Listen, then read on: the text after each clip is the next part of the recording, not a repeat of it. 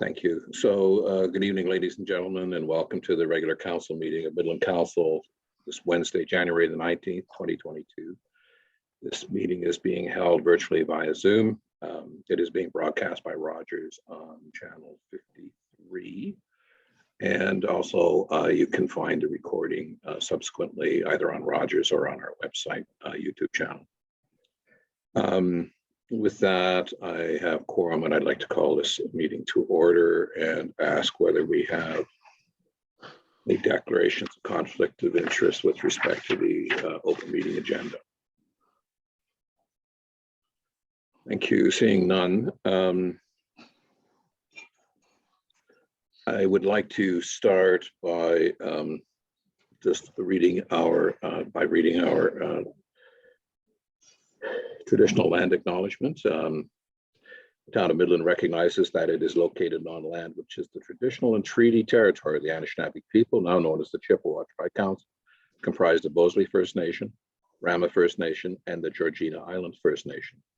This territory is within the Pre-Confederation Treaty 5 and Treaty 16 and included within the Williams Treaties of 1923. The town of Midland recognizes that it is located on land which is the traditional territory of the Huron-Wendat and the historic homelands of the Métis, and that our town is home to a large and diverse community of Indigenous peoples. I would ask that you join me in a moment of silent reflection and think, maybe give some consideration again to all those folks in the front line who are providing services to us, despite, particularly in the healthcare sector, despite their exposure to COVID-19. So if you just join me in a moment of silent reflection. Thank you.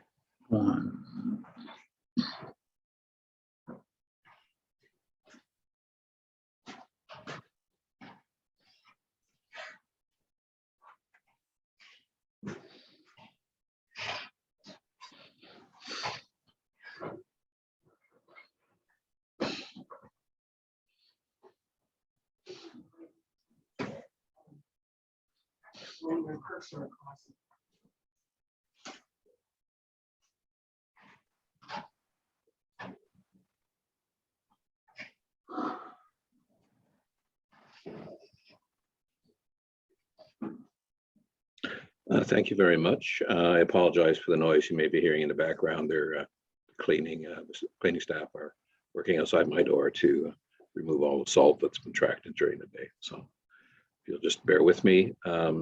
And I would remind council that if you're not speaking, that you might put your mic on mute. It tends to improve on bandwidth. And we're going to have I think a large number of participants this evening, given the budget, public inputs on budget. I'm going to just deviate a little bit from the regular council agenda and ask Mr. Deneau to make a few comments of thanks and to some people who are going to be leaving us in the next little bit. Mr. Deneau. Thank you, Your Worship, and to members of council. There's and we certainly appreciate you offering a little bit of time to recognize three individuals who are just amazing public servants who will be leaving the town's employ, but we want to take a moment to express our gratitude to them and their families, who are also very important in terms of a long years of service to this town. So we wanted to take a few moments to recognize their outstanding service to the people of Midland. So I'm going to ask Andy to start, and we'll say a few words about Rick.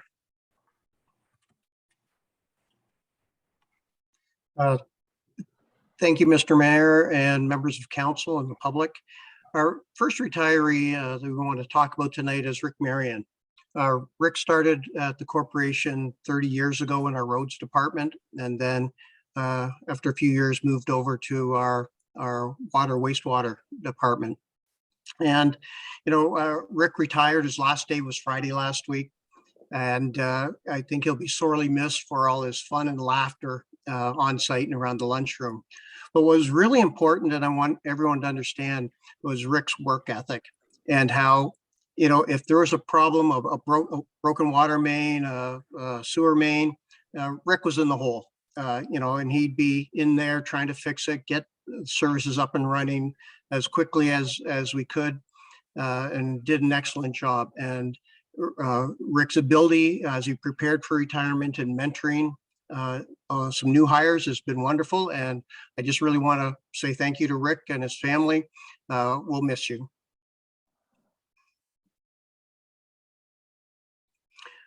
Our second retiree, also in the water wastewater group, is Joanne Bath. Joanne had been at the town for 22 years. Joanne's last day was yesterday. I think she was having a sad last day at work getting ready, but I know she'll be very happy and smiling after forgetting about us, which we hope.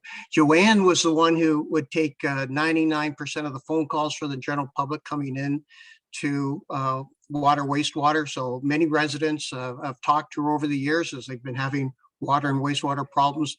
And Joanne's job was, one of her jobs was, organizing the crew to go out and assist with the problems that our residents had. Joanne was excellent at keeping everybody organized. And I know she won't miss herding the cats, as I'll call them, chasing staff around and finding where they were to respond to all the work issues that were out there. So all of us will miss you, Joanne. And again, thank you for all your hard work and dedication over the years.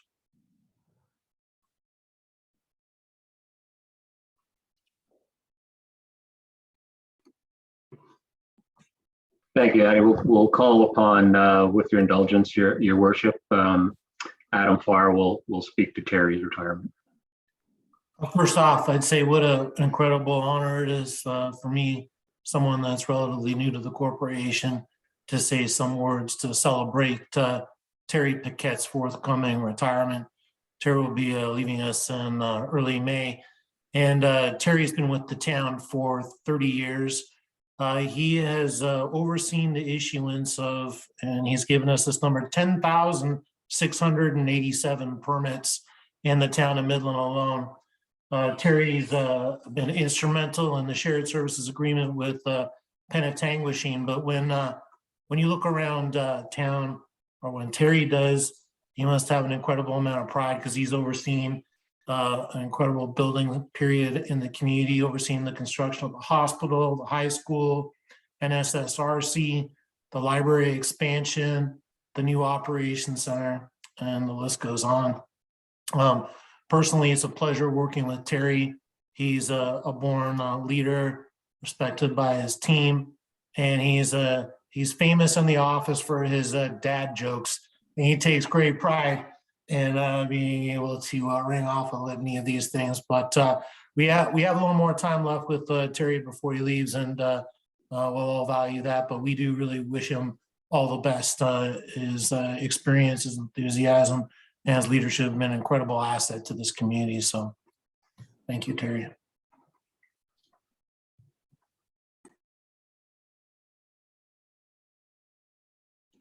You're muted, Mr. Duno. Thank you, Your Worship. Thank you again for indulging us with allowing us to recognize those wonderful contributions from those three people. Thank you to Andy and Adam, and thank you to Sharman with those wonderful slides together to honor those people. Obviously, with COVID, we're not able to get together as much as we like. Jeff Lees didn't in Penetanguishene, the CAO for Penetanguishene, wanted me to extend his appreciation as well to all of those staff members, but also to Terry, who helps manage the building side in Penetanguishene. So on behalf of certainly the entire town of Midland, the town of Penetanguishene, we want to thank all of those members, Rick, Joanne, and Terry, for their amazing contributions, and to their families as well. So thank you, and back to you, Your Worship. I just, on behalf of council, as you can see, I think everybody's appreciative of the efforts that these folks have put in, and the folks who remain with us, and the new folks that are going to join us. I think we've got a very dedicated team that have the interests of the community at heart and work hard to ensure that the community functions. Thanks to those three in particular, as they leave us. Hopefully they'll come back and visit once in a while, but I hope also that they really enjoyed the time that they have in their retirement. So thanks to all of them on behalf of council, and good luck in your retirement.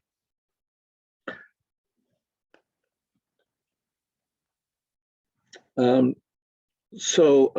were in a closed session of council earlier in the evening and a couple of matters arose. So I have some motions that come out of that meeting. The first being a motion moved by Councillor Downer, seconded by Councillor Gordon, that council receive as information confidential staff report 2022-6 dated January 19th, 2022, and the verbal presentation and update provided by the Executive Director of Planning, Building and Bylaw and the Manager of Planning at the closed meeting session of council held January 19th, 2022, with respect to the appeal of minor variance A.11/2021-1031 Glen Eagles Crescent, and the council herein endorses the proposed recommendations and authorizes staff to proceed. So council, you've heard the motion and we've been through this, Madam Clerk. Yes, thank you, Mayor Strathern. I apologize if I didn't, or if I misheard, but had you asked for declarations of conflict of interest? Actually, I did before I went into the. I believe Okay, I and there were none, There were correct? none. That's correct. Great, thank you. Thank you very much. Councillor Downer, you have a request. Yeah, I'd like to ask for a recorded vote on this motion, Your Worship. Thank you, Councillor. So Council, you've heard the request. Madam Clerk, you've heard the request. Would you read the roll for the vote, please? Yes, thank you, Your Worship. Council, you've heard the question. When I call your name, please answer yes or no. Councillor McGinn? Councillor McGinn? Councillor Olszewski? No. Deputy Mayor Ross? Sorry, in favor. Yes. Councillor Gordon? No. Councillor Downer? In favor. Councillor Prost? Sorry? You're on mute. Sorry, no. Councillor Main? In favor, yes. Councillor Cunningham? Yes. And Mayor Strathern. Yes. The motion is carried 5-4. Thank you, Madam Clerk. Thank you, Council. Next, we have a motion moved by Councillor Olszewski, seconded by Councillor Main. This motion arises out of the closed session as well. That's council acknowledges and accepts the confidential information provided by the Chief Administrative Officer at the closed meeting session of council held January 19th, 2022, with respect to the Midland Police Services legal update. Council, you have heard the motion. All those in favor? Thank you. That carries unanimously. Councillor Gordon, please note, Madam Clerk, that Councillor Gordon stepped back from that. Yes, vote. it will be noted in the minutes. Thank you.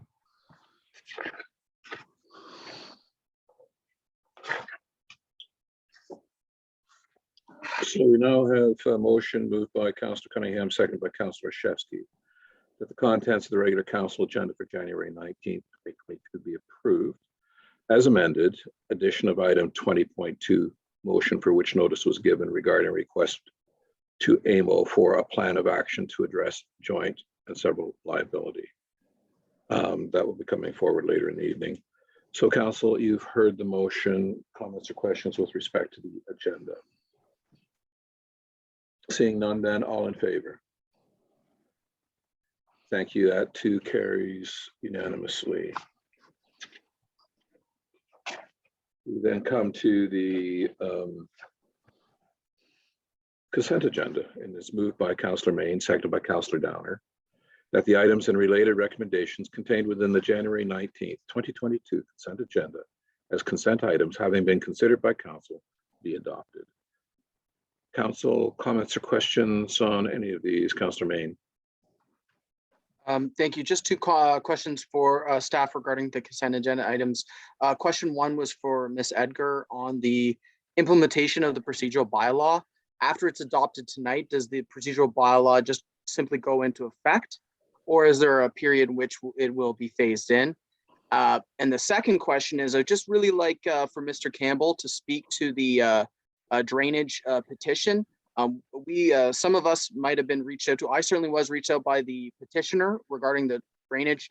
And so with the back and forth emails, I would love to hear Mr. Campbell just provide a little bit of context. It's Drainage Act stuff. It's very historic and it's very archaic, but it is prescribed one way or the other. So I'd very much like to hear from Mr. Campbell around that process and what are the next steps for the petitioner. Thank you. Thank you, Councillor Main. First, we'll go to the clerk, Ms. Edgar. Thank you. Through you, Mayor Strathern, to Councillor Main. Yes, the bylaw will be passed and enacted tonight. It will be effective as of tomorrow. So we will be circulating the council calendar with all of the meetings. So the schedule will now be every 3 weeks on the Wednesday at 6 p.m. So we will send out emails and the website will be updated. Your calendars will be updated. Everything will be going as of tomorrow. Thank you. Thank you, Ms. Edgar. Mr. Campbell, can you speak to the award drain matter, please? Through you, your worship, to Councillor Main. Yes, an award drain is very archaic, but also the Drainage Act is archaic. The petitioner has asked that the award drain that is on his property be converted into a municipal drain. And the difference between the two is an award drain, the landowner who was awarded the drain through the process, in this case, 100 years ago, is responsible for the cost of maintaining the drain. In a municipal drain, the way it works is all the landowners who have water that goes to that drain are responsible for the cost. So the costs are distributed amongst all the landowners every time maintenance is needed on the drain. The process is prescribed in the Drainage Act. Last August, council saw the first step of that, where council had to receive the petition and assign a drainage engineer to it. That drainage engineer has prescribed duties under the Act.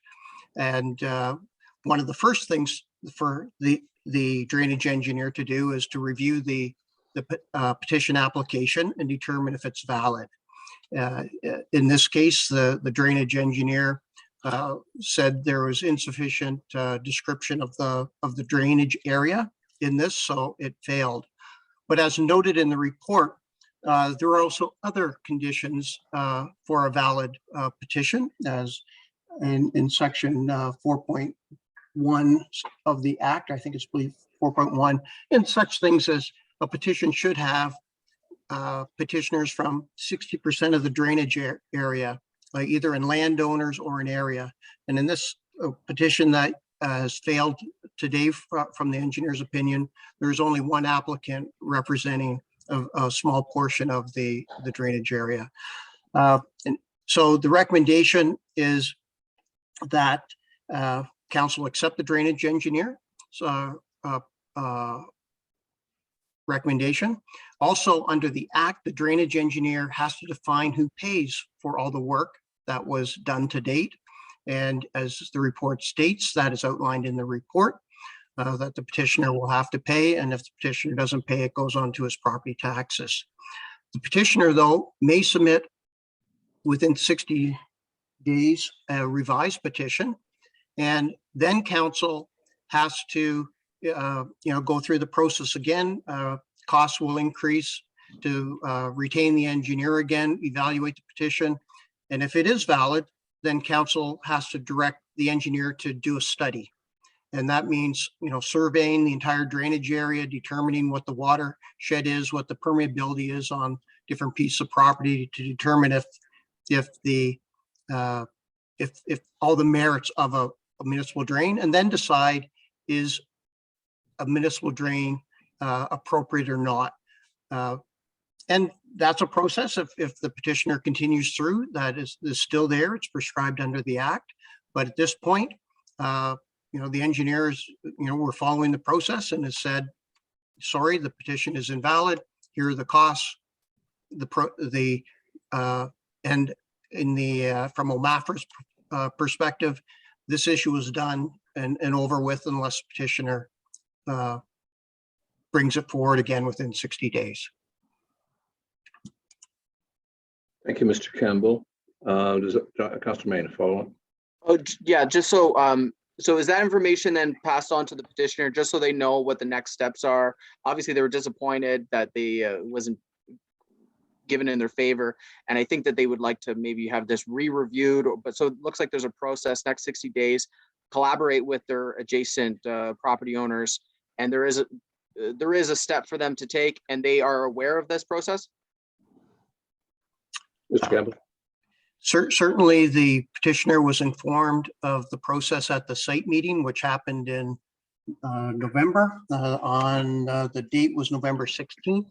The petitioner received the decision of the drainage engineer before Christmas, and the council under the act has to follow the steps that are prescribed in the report today. So yes, the petitioner is in my opinion, has been informed of the process and the steps. Thank you, Mr. Campbell. Any other comments on the consent agenda, Councillor Gordon? Thank you. I didn't ask to pull any items from this agenda because I now it appears naively assumed that others may want to, and I routinely do. With that being said, the new procedural bylaw, those who follow online can, review the document. The public comments that were submitted and the responses by staff are all there for consideration. I can only assume that it's all being read by all my peers tonight. However, I do have two issues, not enough to try and force a vote on this, but I'm going to say them so they're on the public record, because I guess I may be the only person on council that takes issue with these two inclusions. One of them being 9.1 section R. This is under people's ability to do deputations to council. R is a little overreaching in my opinion, but here it is. And it says that the clerk shall, that's very prescriptive, deny, not may, shall deny a request for a deputation where the subject matter involves litigation, which is a bit of a no-brainer, or potential litigation with the town, or an existing claim or future claim against the town. So, I have yet to find this crystal ball that lets me, accurately read the future.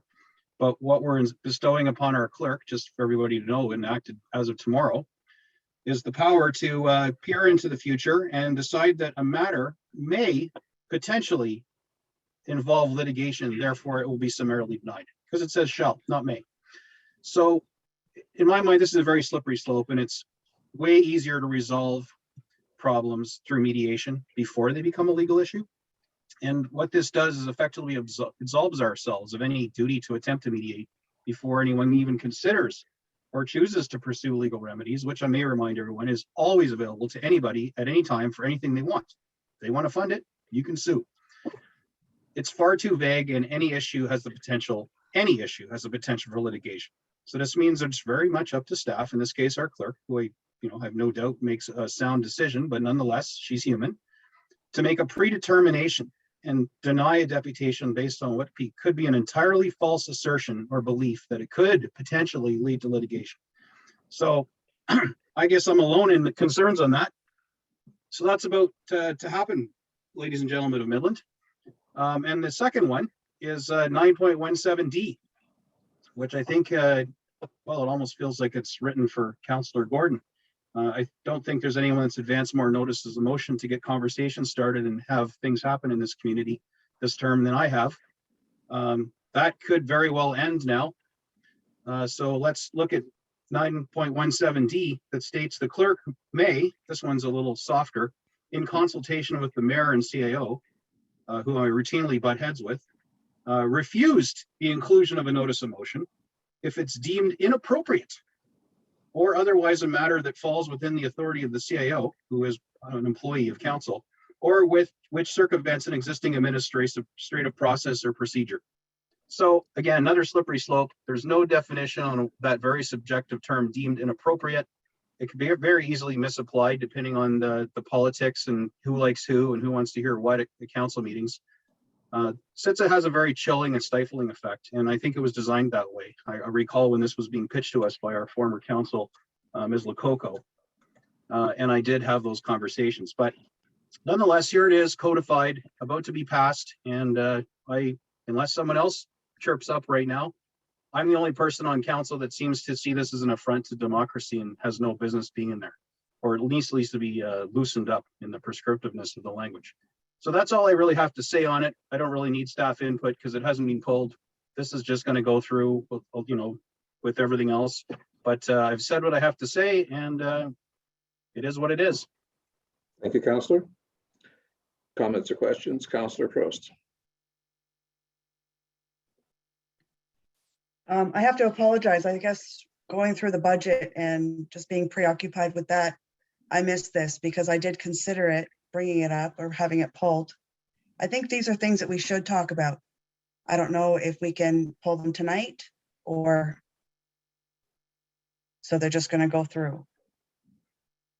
Well, assuming that people vote for it, yes.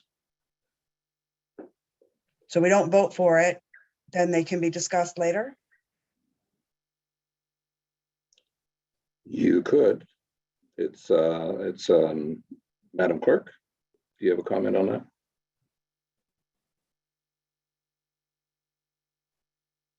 Council would be voting on the approval of the consent agenda, which the procedure bylaw is part of that consent agenda.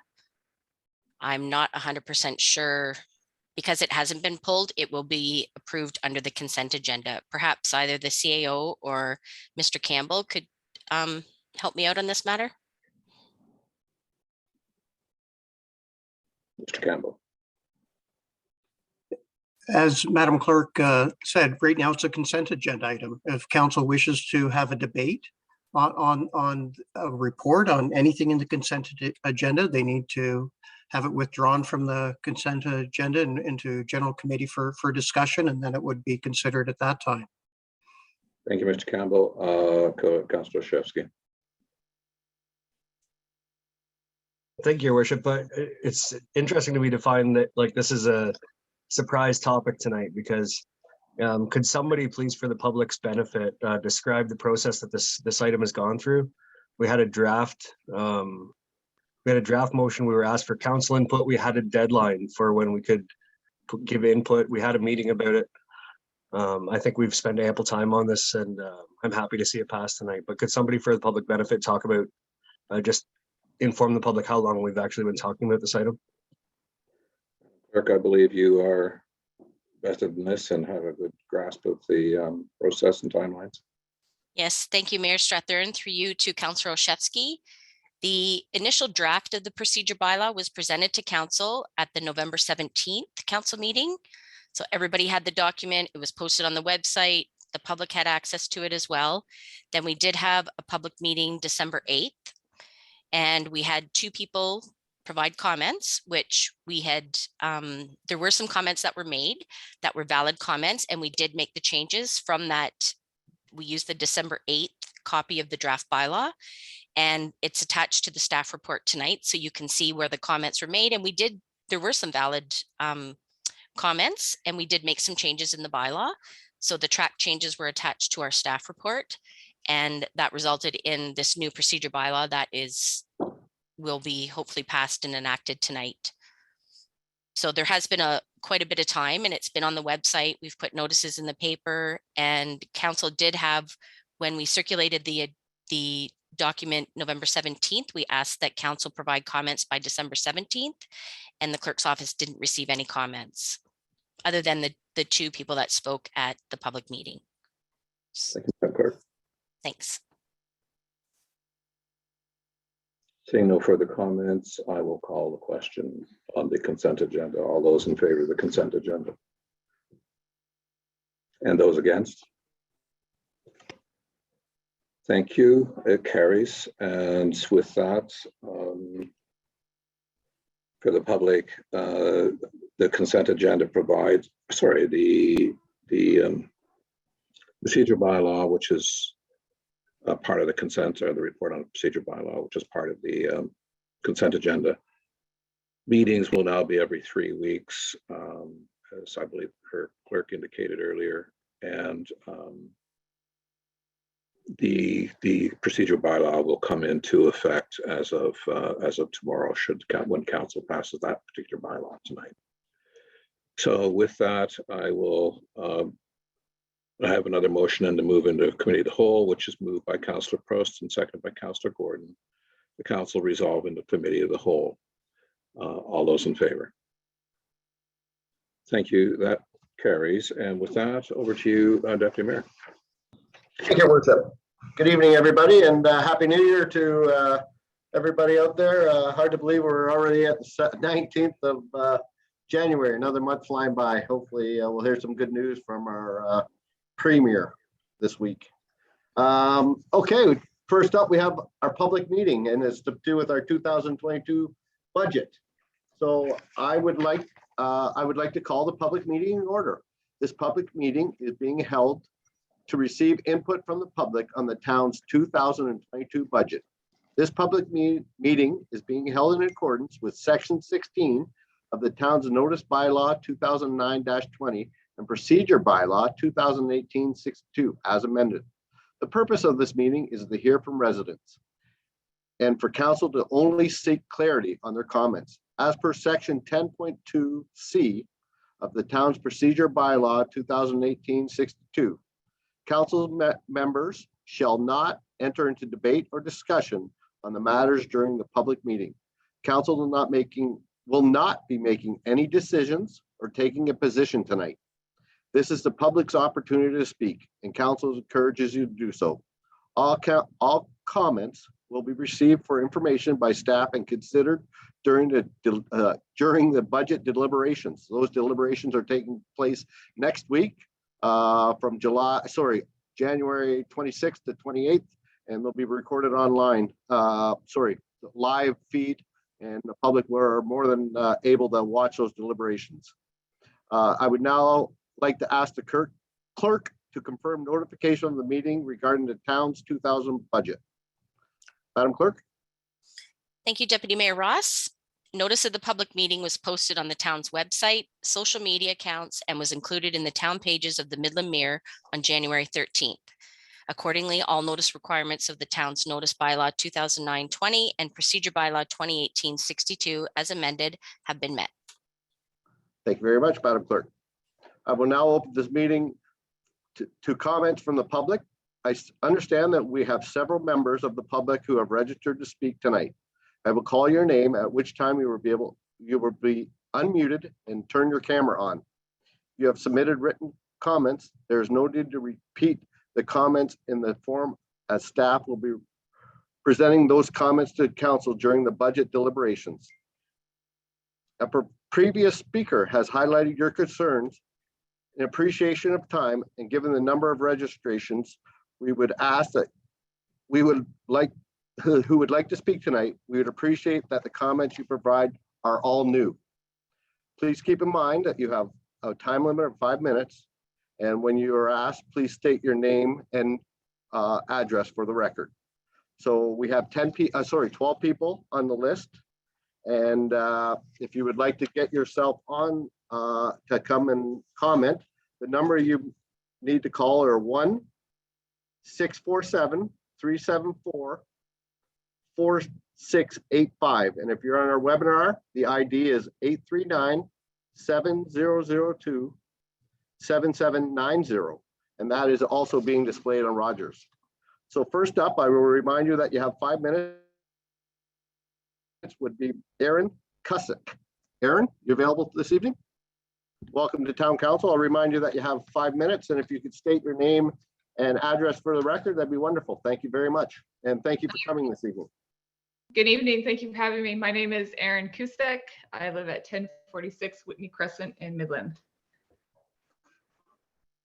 I'm here this evening as a resident, also as the Vice President of the North Simcoe Girls Hockey Association. I'm here to express our concern regarding the potential rate increase proposed in your budget. Our organization serves over 150 female hockey players at all age levels, and we believe that this increase will deeply affect the youth and families in our community. Our youth have been greatly impacted by the restrictions of the COVID-19 pandemic over the past 2 years. The pandemic has strongly impacted our families financially, as well as our mental health. Our organization believes that organized sports provide youth and families an opportunity to be active, to engage in our community, and it also has a great positive impact on our mental health. I think we can all agree that our community has suffered enough through this pandemic. We strongly believe that the fees increase that you are proposing will price out a large percentage of our families and further limit opportunities for families in our community moving forward. We understand that a fee increase is inevitable to cover operating expenses, but a 33% increase is not sustainable for our small community. We cannot be compared to larger cities such as Barrie and their organizations.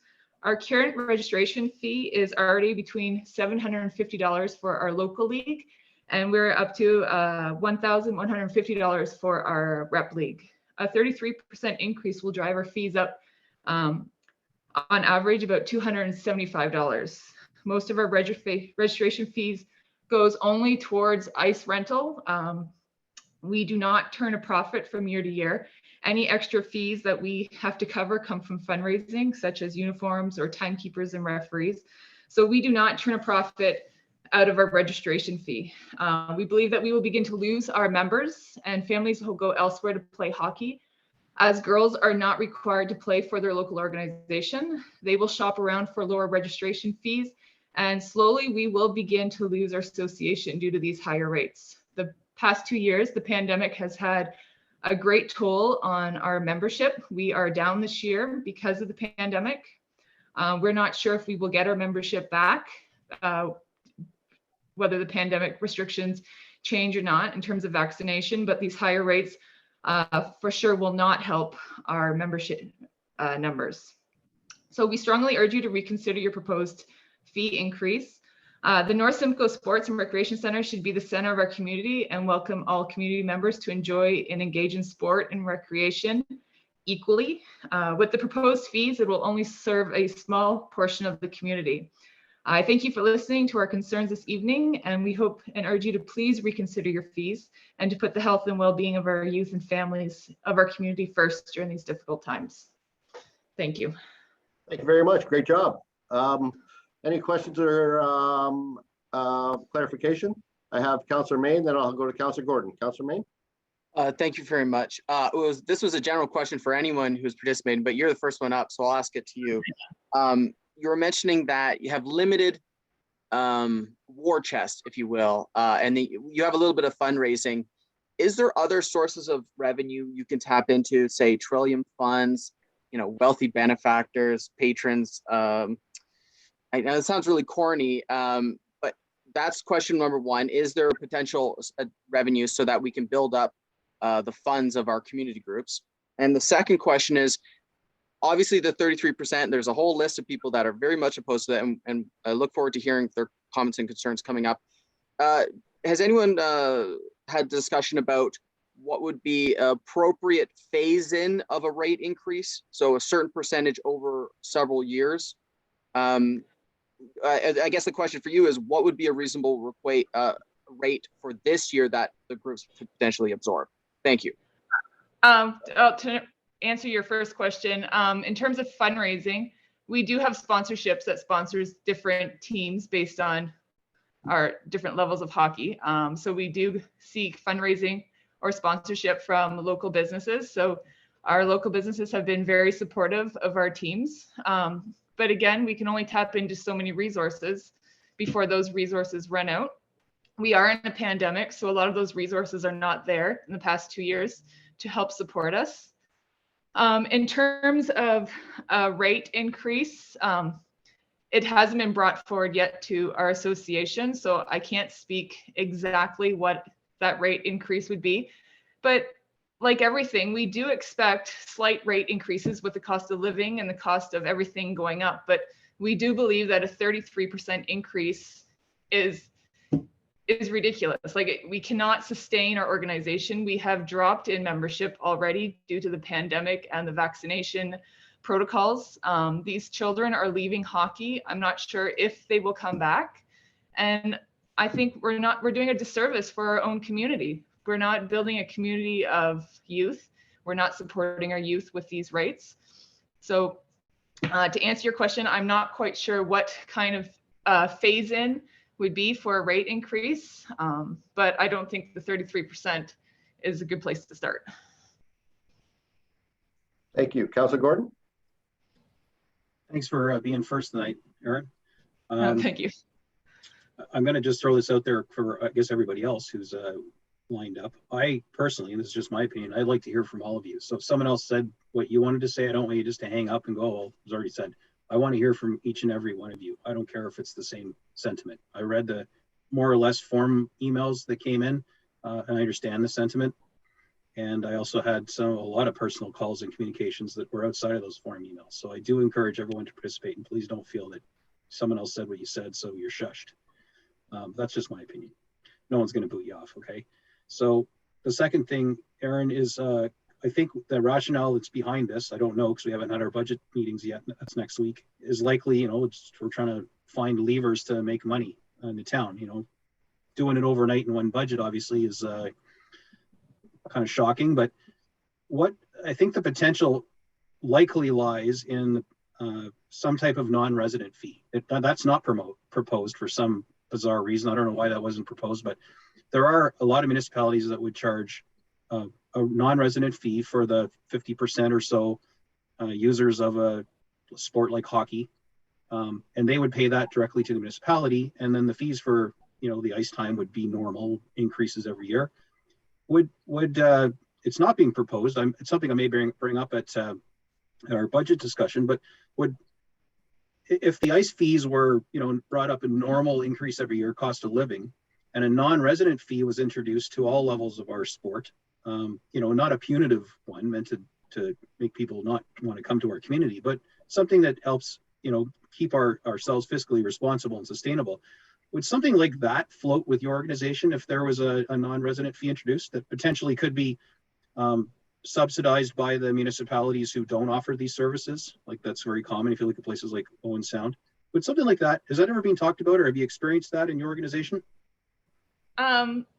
I think girls hockey is a little different than boys hockey because we serve a larger demographic area. Because, for example, boys has Midland, they have Elmvale, they have Penetang hockey, whereas Midland only has girls hockey in Midland. Then you'd have to go to Aurelia or Barry too. So our organization does have a lot of female players from outside of Midland. So I don't want to speak on behalf of our whole organization in terms of what we would think, but I personally think that might be a better route to go if we can keep the cost of our ice fees down for sure. And I know other organizations do that, where they pay a non-resident fee for their players that are playing outside. I appreciate that. And of course, I'm not asking you to bind your organization to this. It's just something conceptually that I'm trying to test the water on before I bring it up at our budget deliberations. So perhaps other people are on the call, so I don't have to ask you the same thing. Just put your mind to the potential introduction of some type of non-punitive, meaning not like staggeringly expensive non-resident fee. And would that be deemed to be a compromise that might be palatable if this 33% increase is defeated, as I suspect it will be? That's just my opinion. Thank you, Aaron. Cool. All right, thank you very much. Now, thank you very much. I did have one question for you, sort of on the backs of Councilor Gordon. Obviously, it's always tough for us sitting around here, and we have to make tough decisions. And I do appreciate it. It's a North Simcoe, and you even mentioned that quite a few, I presume it's probably well over 50% of the members are from outside of Midland area. The only people that pay, or we lose, not lose, but the operation cost to run that rec center, well over $1 million to the taxpayers of Midland. Have you guys even not even gone the route that Councilor Gordon, have you even gone to another municipality, say Tiny or Tay, and asked, would you donate money to Midland operations for our rec center, so our residents that are coming to Midland to play? Has that ever been something that's considered at any of the meetings or that type of thing? Because when push comes to shove, every Midland resident is paying, and I understand what you're saying, And it is tough. Hockey's our beloved sport, and I'm not going to be the one, that wants to kill hockey by any means. I'm just curious if that's conversations ever had, because in my eyes, maybe it's up to council to do that and request money from the other municipalities. But I was just curious if that is something that's ever come up. It has been spoken at our association meetings, but we're not quite sure if that's our responsibility to start asking other organizations or other townships, for those fees. We're just concerned with our own registration fees. Not sure how we would ever bring that into our budget or how we would accumulate or Point taken. Yeah. cover those costs. Yeah, no problem. You don't have to answer. That's fine. I appreciate your time. And thank you so much. Great job tonight. You did a wonderful, and we appreciate the input. And I'm sure you'll be watching us closely when we get to the deliberations of the budget next week. All right, thank you for your. Any other final words before you go? No, that's great. Thank you. Thank you very much. Appreciate it. Have a great night. You too. Next up, we have Mr. George Van de Bonker. George, you here tonight? Deputy Mayor, we don't see Mr. Vadaboncourt in the attendees list. Okay, well, we'll put it, if he happens to come in, we'll add him at the end. I'll ask again when we're through the rest of the people. If that's fine. Is that fine, Madam Clerk? Sure. I just wanted to remind all of those in the attendees, there was someone that had their hand raised, but I just wanted to remind them, we're going through the 12 people who did register to say they would like to speak. And then once they're finished, you will be called upon. Anybody in the attendees, if you want to speak at that time, put your hand up and you'll be promoted at that time. Thank you very much, Madam Clerk. So next up, we have Miss Judy Conton. Miss Conton, you with us this evening? I see your name there.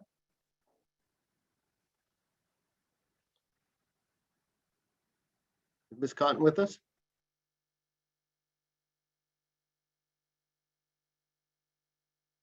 Unmute. There we go.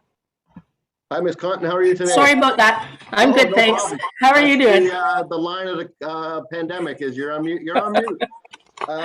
If you could just help us out, state your address, and we'll remind you that you have 5 minutes. Thanks for coming this evening. Okay, my address is 38 Birch Road in Midland. Perfect. Okay, I'll tell you, I'm a little long because I thought we had 10 minutes, but I have stroked out a few paragraphs here, but hopefully I'll read quickly. Mayor Strathern, council Perfect. staff, and community, thank you for the opportunity to speak to you tonight about the proposed service level changes and for the support you have shown Askinonia Senior Centre over the past 35 years, but especially since the onset of the pandemic and the consideration when the rec centre was closed to the public. We truly appreciate the $6,000 cash support that we receive every year and the great service from all the staff at the rec centre.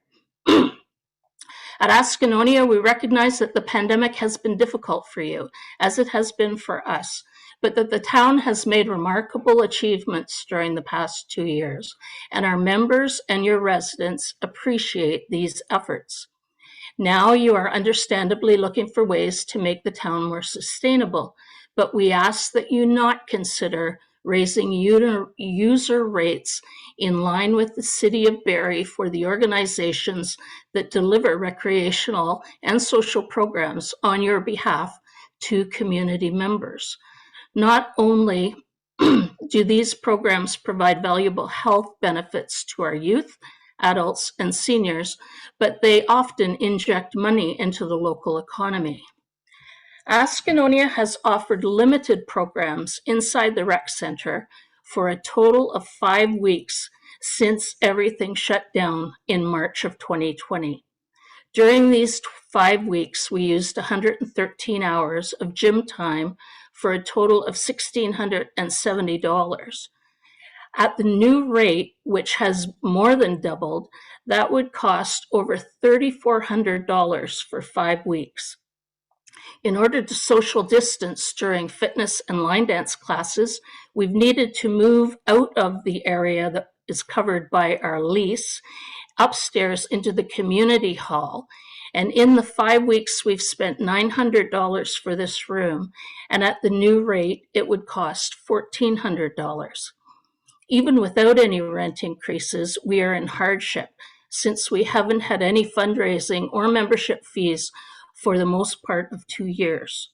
Also, since the larger community hall is not available often because it's used for vaccine clinics and other rentals, we offer less than half the fitness programs we did in our heyday. Even at today's sparse rentals, 1 year of gym and community hall rentals alone would increase from $27,000 to $50,000. Our Monday to Friday lease is an additional $20,000. And we haven't added in any of our parties and luncheons that we typically hold for the community. This really isn't sustainable for us. Brian Peter invested over 25 years encouraging and engaging the community to participate in the business of Midland's recreation programs. I know I heard many presentations where Brian explained the benefits of having outside groups deliver the recreation programs, saving the town's taxpayers from paying the wages, insurance, and other operating costs, and actually collecting revenues for rents, since most of the programs run in town facilities or on town property. We ask council and staff not to overlook the real value of the volunteers that are coaching kids or convening pickleball, selling raffle tickets or hosting craft fairs, organizing bicycle rodeos, fishing derbies, regattas, tournaments, races, parades, or free outdoor entertainment. Ascanonia offered local seniors 60 weekly programs prior to the pandemic. We report and monetize our annual volunteer contributions to our funders, and it's well over $100,000 per year when calculated at minimum wage. In contrast, Barrie delivers its own recreation programs, covering all costs so that when they rent out their facilities when they aren't being used by themselves, for the most part, they're renting to corporate or private customers. They aren't renting to organizations that deliver programs on the city's behalf. Many local organizations make improvements to the facilities they use, and Ascanonia has contributed over $100,000 to improvements and equipment since moving into the rec center in 2004, all of which is shared by whoever else uses the facility, and that list is available for anybody who'd like to see it. Midland is not Barrie. When we compare with other communities, it's always communities of equal size, usually lower tier municipalities with similar demographics, such as Penetanguishene, Wasaga Beach, or Orillia. Barrie's population is 10 times larger than Midland. In Midland, 43% of the community is 55 plus. In Barrie, 26% is 55 plus. Midland's median annual household income is $25,000 less than Barrie's. These differences impact those organizations that use your facility to serve your community. Will youth sports have enough participants that can afford to play to field a team? Will programs be accessible to all and especially to our disadvantaged community members? Will we need to rent less and turn people away who need to participate because limited classes are full to the brim? Midland decided a long time ago to partner with outside groups to deliver programs for very good reasons. We built the rec center with a super build grant, a debenture that adds $435,000 to its expenditures every year that's almost paid off, and generous contributions from the groups that use the facility. In 2004, Ascanonia's 300 members donated $30,000 to the capital campaign, something that reflected the excitement and passion local seniors felt at the time. I can tell you that seniors love the rec center and have a strong desire to keep supporting it in the future. One other comment I'd like to make regards the service level reductions around the winter maintenance of our roads, sidewalks, and parking lots. Because of Midland's demographics and geographics, asking older adults to navigate unplowed sidewalks to blindly enter roadways because banks haven't been cut back, to not expect their roads to be cleared until we get to it, seems dangerous. It can affect the ability of service agencies and emergency vehicles to access those most in need. Midland has always had a reputation of providing excellent winter maintenance, and I'd like to think it is something we all value. Thank you for your kind attention. Thank you very much, Ms. Cotton. Greatly appreciate any questions or clarity for this item. Councilor Gordon. Thank you very much, Judy, for providing the services. I know you don't do it single-handedly, but you're the head spokesperson for Askinonia. I really want to thank you for providing those services for our seniors that we're both legally and morally obligated to provide. The seniors built our country and this town. So the cost of having outside groups like Askinonia and Boys and Girls Club as well have been proven to be far more sustainable and economical and cost effective than trying to replicate and offer those services ourselves as a municipality, and bear the brunt of the tax increases that would come with having to offer those services. We get away with, I think, fantastic value. We don't even have summer camps or anything for our kids. It's all outsourced. And it's working well, and on very, very affordable. Have you ever heard the expression, that the most expensive hotel room is an empty one? Yes. So, my concern would be, and I'm just wondering if this is what you're trying to get across to us, is that unsustainable increases, may look good on paper in the bottom line in the black ink, but an empty ice sheet or unrented gymnasium isn't going to bring any value to the community. Is that a fair sort of summary? I think it's a fair summary. I think there will probably always be someone willing to rent the facilities, but it's, as our organization grows, Askinonia, and without the pandemic, we would be in a different situation too. Is there enough space in the rec center, or can we afford to rent more space to deliver the services? And so in that case, do we turn people away from being able to participate in some of the programs, or do we somehow bite the bullet and even, our typical fundraising was our luncheons and things like that, based on success of having crowds gather together, and all of that has changed. So I don't know whether it'll mean that so much of the rec center is not available. Conversation for another day. Yeah. Yeah. That we could get into that and spend the whole evening. But yes. Any other questions or comments with regards to this? Ms. Conton, thank you so much for coming. Greatly appreciate all your hard work. And I'm sure I know that you'll be watching the deliberations next week, and I'll look forward to always a pleasure, and thank you so much. Thanks a lot. And if people aren't aware, Ms. Cottons are actually the town of Midland's town crier also. So appreciate that too. We haven't seen you out too often, but hopefully in the perfect world, you get back to that also. So thank you so much. Thanks very much. Take care. Next up, we have Mr. Scott Campbell. Scott Campbell, is he with us this evening?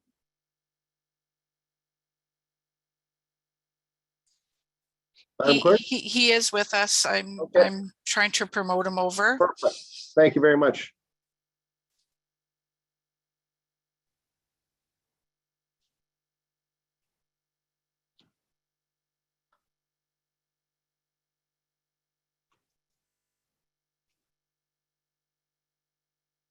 Hello, Mr. Campbell. How are you this evening, sir? I'm doing great. Thanks for asking, Mike. Thank you very much for joining us. I'll remind you, we have 5 minutes. turn it over for you. There may be a few questions for clarity after, but thank you for coming this evening. Happy Fair New enough. Year. Thank you very much. Okay, so it wouldn't be a meeting with I my face in apologize, it. Mr. Campbell. I forgot to ask the most important, I needed to state your address, sorry. Sure, my name's Scott Campbell. I live at 423 Cornell Drive, Midland, Ontario. Thank you very much. It's all yours. As I was about to say, it wouldn't be a meeting with my face in it if we didn't talk about parking, right? So here we go. I'm looking at the draft budget and I see the term, the parking is there for order and safety via enforcement in a cost recovery basis. So I looked at the base budget for both bylaw and for parking. Being that we're 5 minutes, I'll stick with parking for now. I had asked the CAO and the head of parking for actuals for 2021, actual recovered amounts, because I wanted to speak somewhat intelligently about what you actually received versus what I see as a proposed budget. I wasn't able to get those. I was told to look into the draft budget for my answers, and all I saw was a line that said 2022 adjusted to pre-pandemic levels to try and get the recovery. So as we all know, restaurant businesses and retail shops downtown are still in reduced capacity, restaurants to no dine-in at all, takeout only. It's not an easy time for any of our businesses downtown. I'm going to get into some of the numbers now. Although I did see a decrease of fees from $730,000, which was in the proposed 2021 budget, reduced to $530,000 for the 2022 budget, I did notice that fines and penalties went up from $40,000 to $50,000, which automatically gets my hair up, knowing that it seems as though we're going into this year with an idea that we need to have increased enforcement and increased ticketing downtown. That's what that line tells me. Salaries are also up from the 2021 budget and 2020 budget. They raised from $80,000 previous years to $122,000 proposed for 2022. That's a $42,000 increase in salaries. You're proposing a decrease in revenue on the machines and only a $10,000 increase in fines and penalties. So to me, it's like you're spending more money to get less overall. And that, I guess I have a problem with that part of it. Also included in the revenue line is a $100,000 transfer to reserve. So when I look further down in the budget, there's survey questions, and question number 10 says, out of the respondents, 5 state that parking in the downtown is the most important local issue facing this town right now. Aside from, hey man, taxes are too high, no other issue received that much attention in the comment section.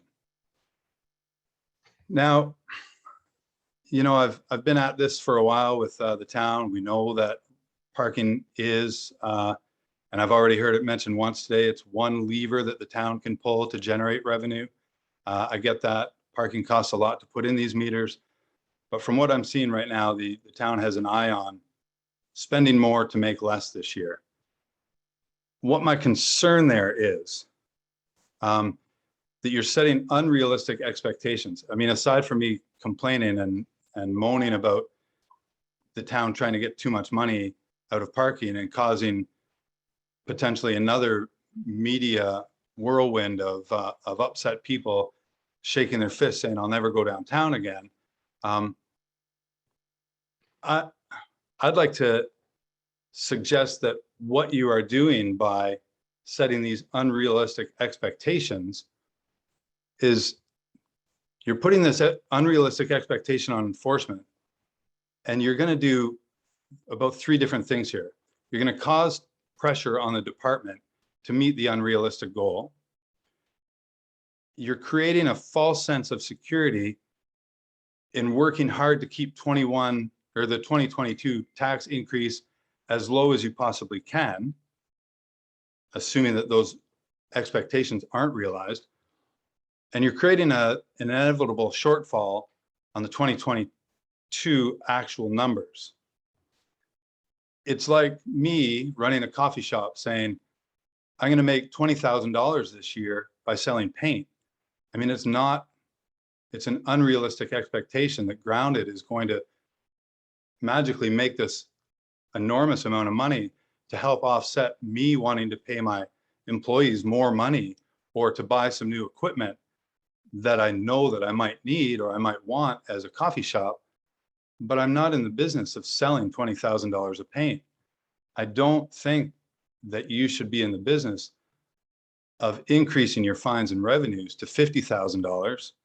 Again, if I would have had the numbers as to what your actual numbers were for 2021, I would feel a little bit better about speaking. You know, maybe you did collect $50,000 in revenue. Maybe all the media hassle was worth it for you folks to achieve that $50,000 goal. But in my mind, if it was only $10,000, then that $50,000 means that you're going to be 5 times as aggressive out there this year, and it's going to cause more trouble for shop owners that are still under lockdown conditions.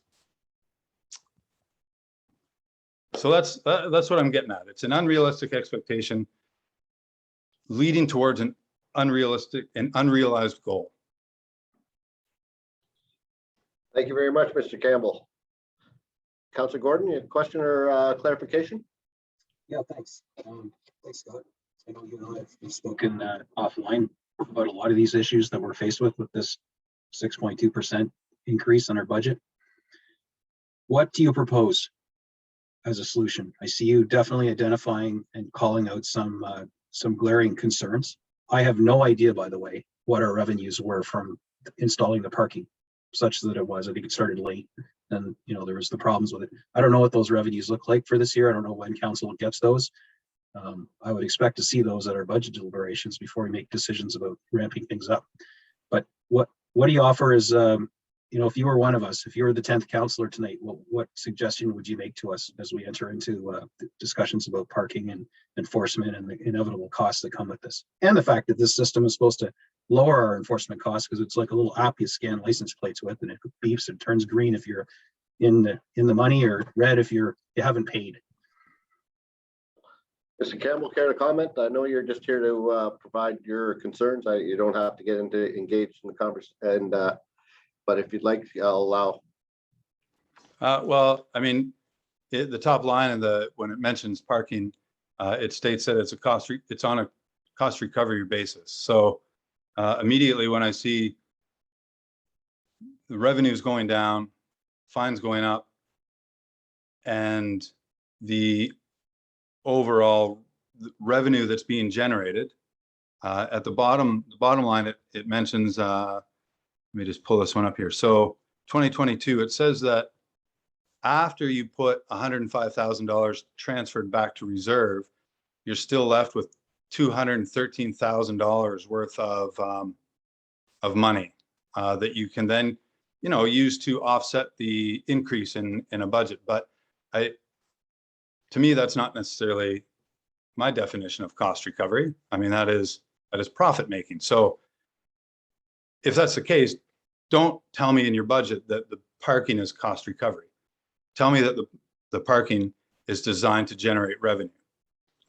And if that's the case, and it's there to design to generate revenue, let's tell everybody where the revenue is going to go, or let's have a realistic expectation of revenue. When the $730,000 in the 2021 budget was initially proposed, I know that Amanpreet Sidhu had said, we're going from 300 parking spots that are billable to over 1,000 parking spots that are billable, and each one of those parking spots will have a 50% occupancy rate over the course of the entire year. Go outside and look at the parking lots right now. None of the parking lots on average are at a 50% right now. It might increase, or it will increase. I know it's going to be great in the summer. We're going to have lots of tourists, but I think that the vision for what's actually achievable on those is a little out to lunch. No offense to anybody that sits on the committee that comes up with those numbers, but I don't see it. So what are my ideas? You know, let's not increase wages on parking enforcement by $42,000. There's a good set. Maybe let's not try and put $105,000 into reserve off of parking revenue. You know, there's $150,000 that just, and here's my problem, because I know what Mayor Strathern's saying. I know what David Deneau is saying in their brains right now. They're saying, but guys, this is one of the only ways we can generate money for the town of Midland. And if we don't charge people to park in downtown Midland, then everybody's taxes go up at the fault of the downtown asking for less enforcement, right? Yes, sir. Correct. And we have a lot to talk about. We got 3 full days of deliberations on our, and I know parking will be one of the conversations. So Mayor Strathern, clarification or a comment? Thank you, Deputy Mayor, and thank you, Mr. Campbell. It's been a long conversation, and I understand. You know, I appreciate the inputs. It gets people thinking, and that's a good thing. But one thing I'm puzzled with is what you would define as cost recovery. What are we recovering costs towards, I guess, in your mind? Mr. Campbell? And the reason I asked the question, I guess, Mr. Campbell, is that aside from the cost of the actual enforcement element and the cost of installing a new I would say more flexible system than the old meters, there are other capital expenses that are going to come to the fore, which in my mind constitutes part of that cost recovery piece. So in your mind, with that, my concept of what cost recovery is, are we on the same wavelength, or is it different? No, I agree. I know that you spent close to $800,000 on these meters, and there's a yearly fee for an outside company to administer the collection of the money from that. Obviously, that's got to be calculated into your cost. I don't see that in the 2022 budget. There's something that says software support and licensing. That's blank on 2022 base budget. And I don't know where it says grounds maintenance, but I'm guessing that's maintenance on the parking lots. So I don't see a line in there for the budget in the parking portion that tells me that for every year you're going to set aside, you know, $100,000 to pay back the parking meters over the next 8 years. Okay, so but I appreciate the detail. I want to cautious. We don't want to get into going back and forth. We're just here to hear from Mr. Campbell, and I appreciate his words. We're going to have a lot of time. We have 3 full days of council deliberations with regards to the budget. So I'm going to, if you have something else to add, Mayor Strathern, I'll allow it. We can have this conversation offline. We could do this forever. We could, once again, no different than seniors, Astononia. We could spend the whole night on parking.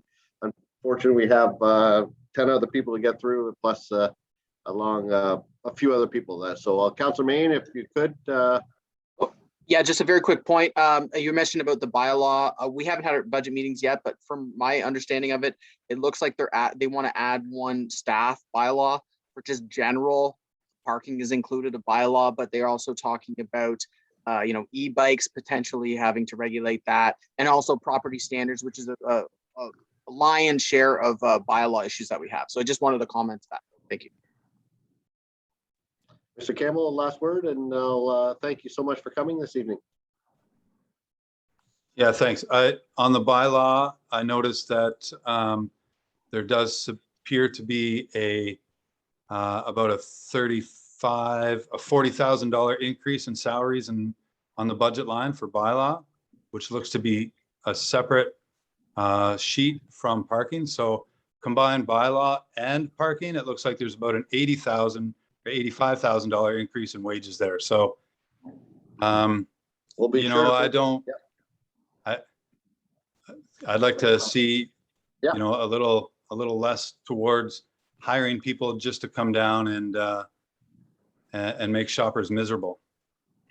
I thank you very much, Mr. Campbell, and your point well taken, and we appreciate you coming this evening. Thank you so much. And I know you'll be keeping a close eye on council deliberations next week with regards to the budget. So please reach out to any of us if you have any questions or comments moving forward.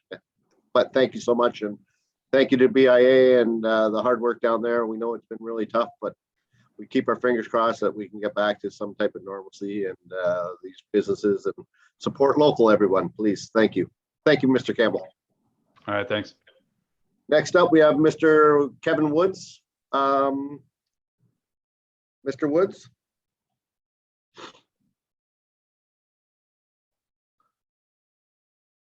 Mr. Woods, how are you this evening? Thanks for joining us. I'll ask you to state your name and address for the record, and remind you that you have 5 minutes. Can you hear me okay? You sure can. How are you this evening? Happy New Year. Good, how are you? Happy New Year. Please, your address, sir? My address is 315 Cranston Crescent, Midland. Perfect. Mayor Strathern and members of council, I'm speaking today to express my concerns with the proposed large user fee increase for the ice rentals at the NSSRC. I appreciate that the town is attempting to increase user fees in order to decrease the amount of property tax support that is directed to the overall operations of the facility. However, an increase of this magnitude will create a major dilemma for many families who are struggling with financially in these hard times. If town council approves this large increase, it will result in many families having to pull their children or child from organized sports. And as a result, our entire community loses. We must remember it takes an entire community to raise a child, and sometimes that translates into lending a helping hand financially to those in need. In addition to individual children being negatively impacted, so will our local associations, Midland Minor Hockey, North Simcoe Girls Hockey, and our local junior C hockey team. If this proposed hike in user fees results in a large reduction in ice users, then the desired financial outcomes sought by the town will be erased. Very few users of Midland Ice earn the income level required to cover such an increase in user fees.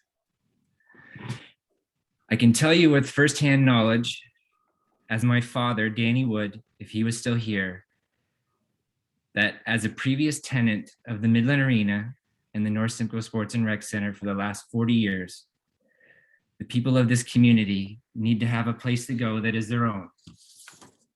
And pushing individuals away who cannot afford such an unrealistic increase in user fees would be an absolute shame.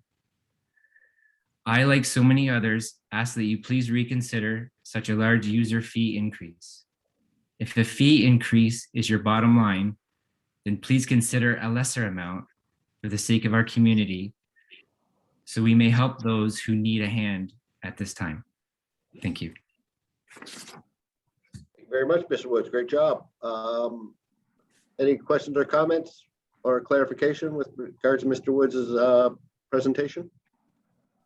I see none, but I want to thank you very much for coming this evening. It's never easy to get in front of council, but we appreciate your input, and please take note that we'll be doing deliberations and these final decisions will be made Wednesday, Thursday, and Friday of next week. Thank you. Thank you very much, Mr. Woods. Take care. Take care. Next up, I have Daniel Dickinson. Mr. Dickinson, I'll remind you that you have 5 minutes, and if you could state your address for the record, be greatly appreciated. Good evening, and how are you this evening, sir? And Happy New Year. Oh, Happy New Year, Mike and Council.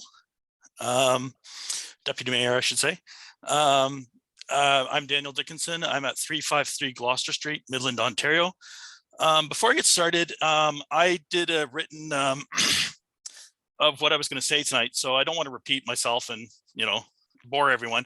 So I was just wondering if you've seen it or will see it, and I can just kind of skip to the highlights kind of thing. it has been shared.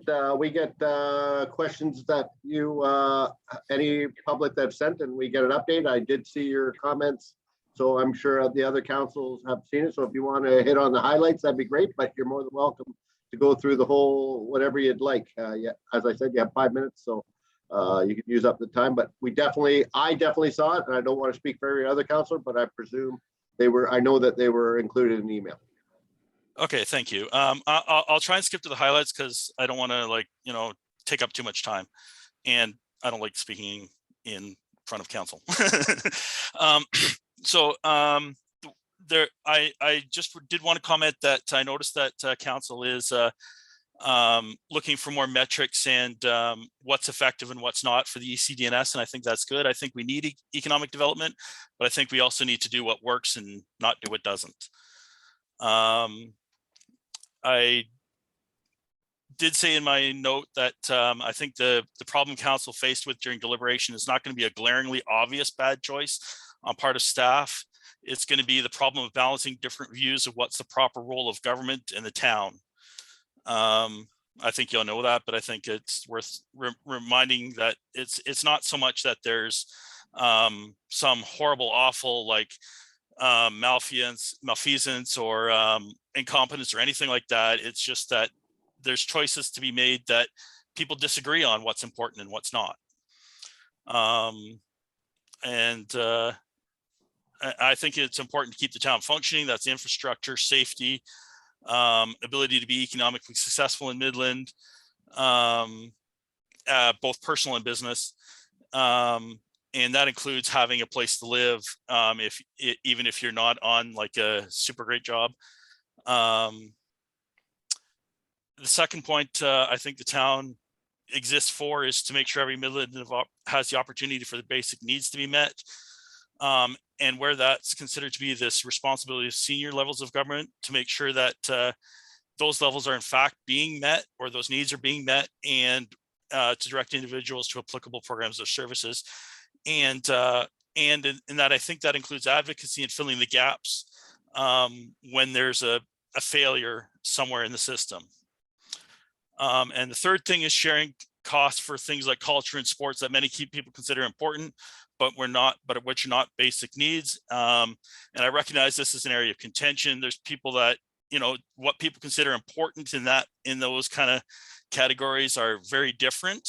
And some people consider other people's wants or needs to be frippery, and other people consider, the vice versa kind of thing. So I think it's kind of important to balance what the town wants, needs, and what is the proper business of the town and your legal responsibilities and all that stuff. And I hope that you can come together and make that kind of decision, and not just what's most popular with a particular vocal group. And I'm vocal, but I hope I hope I say things that make sense sometimes. And one other thing, I don't think the town is in the business of being in business. And as much as I find Councillor Chevsky's enthusiasm for NFTs to be inspiring, it's also, I think it's kind of a case of that would be the town being in business as a business rather than as a municipality, which I don't think is the proper role of the town. Perhaps he has another view on how that would work, but that's kind of my thought. And one final thing, or two final things. I think it's important to be, well, I already said this, whoever's the most vocal is not necessarily the majority of, doesn't necessarily represent the majority view. Pay attention to what people are talking to you about outside the surveys and outside social media, because social media is not the be all and end all of public opinion. And we should be all grateful for that, really. And just thank you. And I hope you take the time to make a good decision and balance the various concerns. And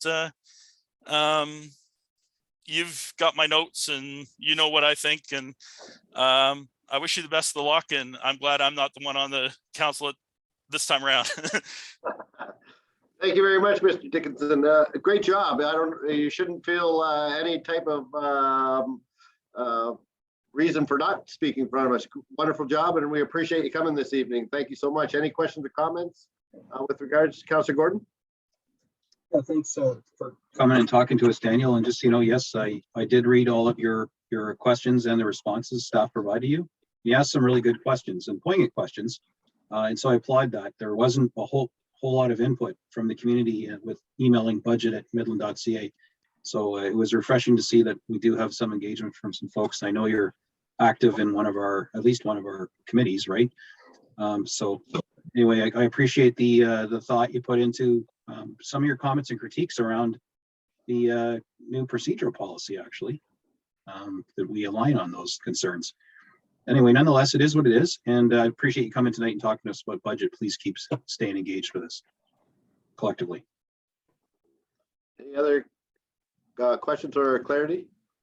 I see none, but thank you very much, Mr. Dickinson, and greatly appreciate your comments. And I know you'll be watching closely next week when we start the budget deliberations. And if you'd like, I'd be happy to give you my seat. You can make the tough decisions on I'm kidding. Yeah, but thank you so much. I appreciate it. And October. Yeah, it really is great. Thank you so much. Thank you. Thank you. Take care.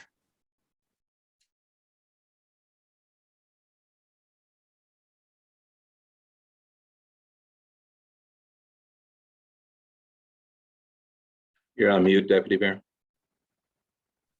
Thank you very much. Next up, we have Mr. Cowie. Kevin,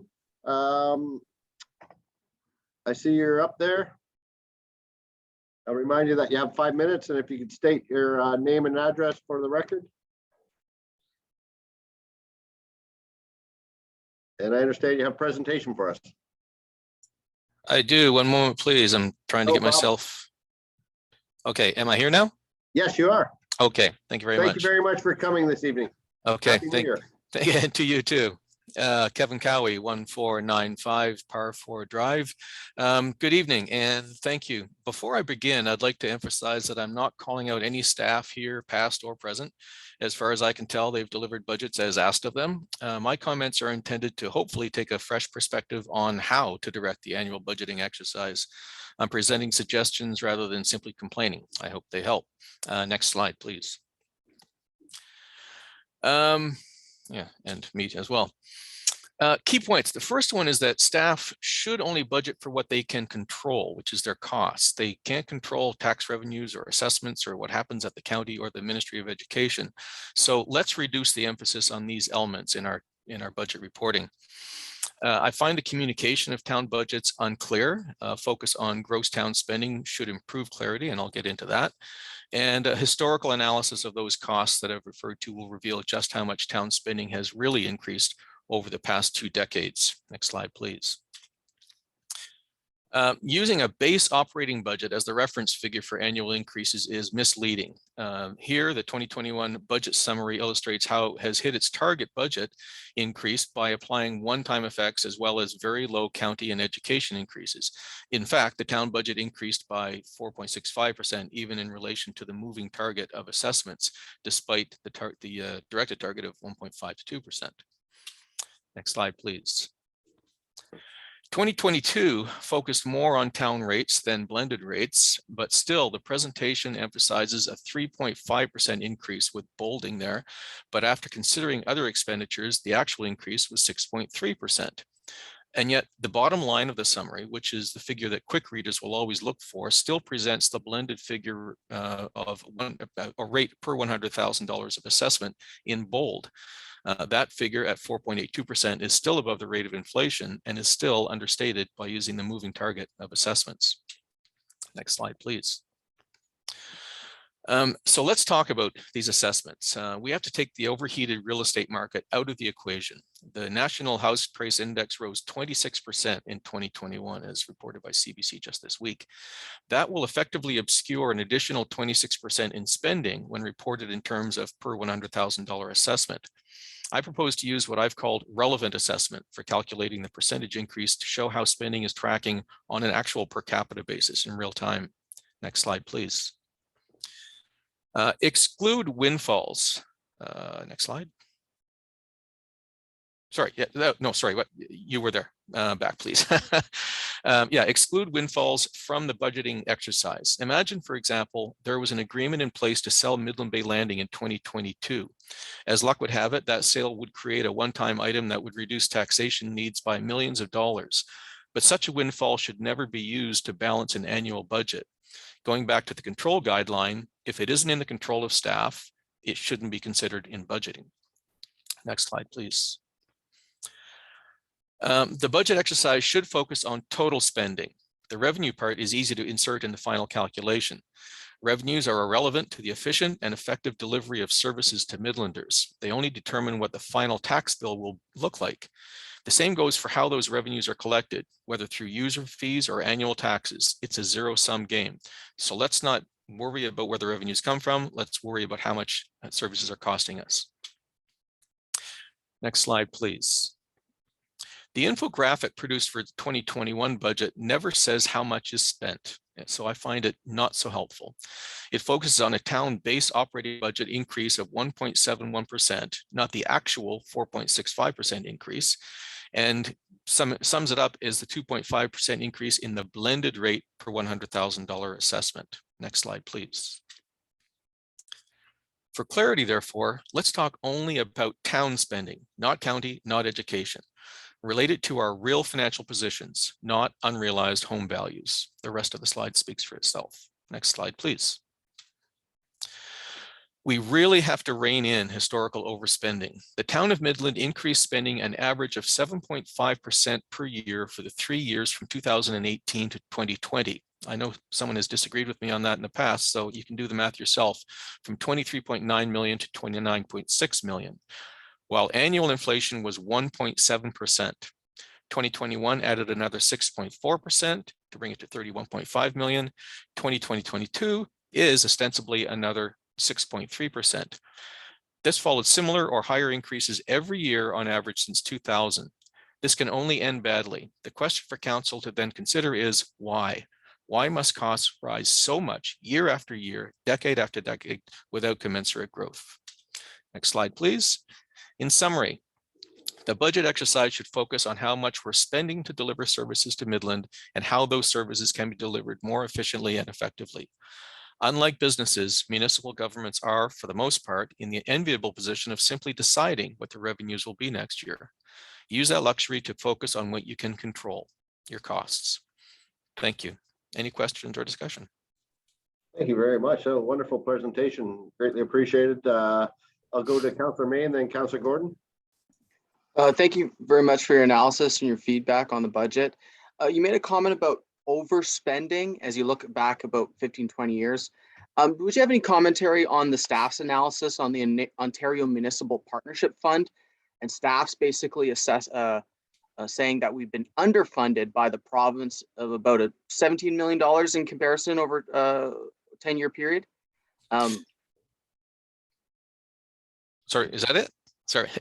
Yeah, no, that's it. Yeah, instead of saying overspending, perhaps we're being underfunded. Yeah. Any comments on that analysis on the Ontario Municipal Partnership Fund?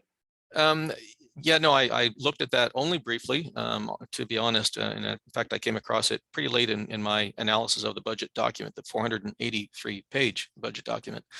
But the fact is that it's not about funding. It's not about tax rates. It's not about where you get your money. It's really about how you spend your money. So where you're focused right now with that question on underfunding from the province, which is absolutely an exercise to go after any funding that we can, grants of any kind, get it where you can get it. And in fact, in my submission, I said user fees are also appropriate in certain locations. And so I'm not arguing those. But I want to take the issue of revenues and funding off the table because I don't think that's really where the problem lies. I think that's a red herring. I think the problem has been in, frankly, spending that has grossly exceeded inflation year after year after year after year after year with no good explanation why, because it tends to be buried in, look, our tax rate per 100,000 assessment is looking pretty good and keeping in line with inflation and things like that.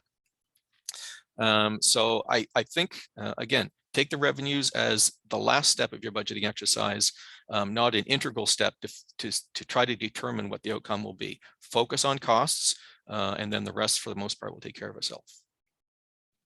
Thank you very much. Councillor Gordon. Thanks for your presentation, Mr. Cowie. It's clear you spent a lot of time and effort on this, and your business background is showing. So you've done the analysis, knowing that, you know, about 85% of our OPEX spend is wages and benefits that we have little control over, except on the executive front. Everything else is unionized under collective agreement. And most of our capital spend, as you'll see, is funded by depleting our reserves, which we watched, you know, those in the infographic nosedive right into the ground and subterranean, you know, over the next couple of years. What, if you were on the 10th councillor here tonight, of the things you've parsed, what would you say are nice to haves, not need to haves, and that you'd like to see us extract from being approved this budget cycle? If you had to pick one or two. Okay, again, I didn't drill down into the detail. I've done that in past years, and frankly, it didn't turn out to be productive. It didn't really yield anything that I thought was helping to move us forward. So this year I have focused on a higher level issue, which is just in general, how is this information communicated to the public? Having said that, therefore I'm not going to go into, you know, my top hit list of where to save money, but I will perhaps address one of the questions that you said, and we've talked about this before, not you and I in particular, but collectively we've talked about this before. The 85% goes into salaries, and it's part of a collective bargaining agreement, and therefore we have no control over it. In fact, we do. That agreement comes up from time to time, and we don't simply have to sign off on whatever is asked for. There's not an organization in the world that does that, or not a business organization in the world that does that.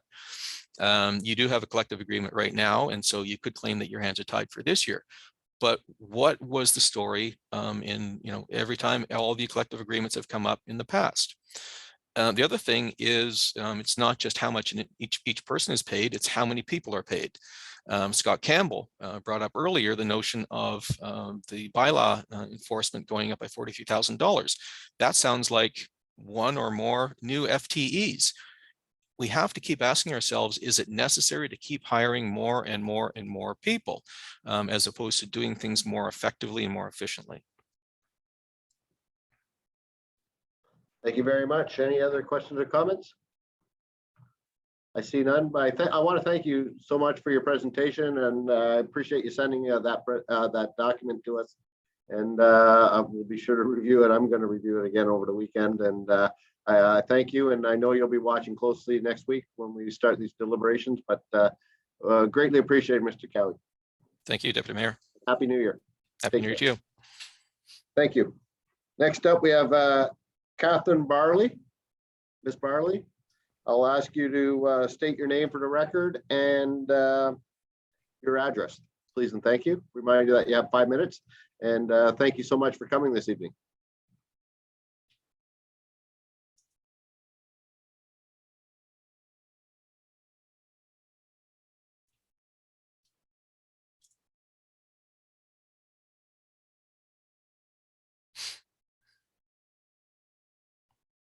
Ms. Barley, you with us tonight?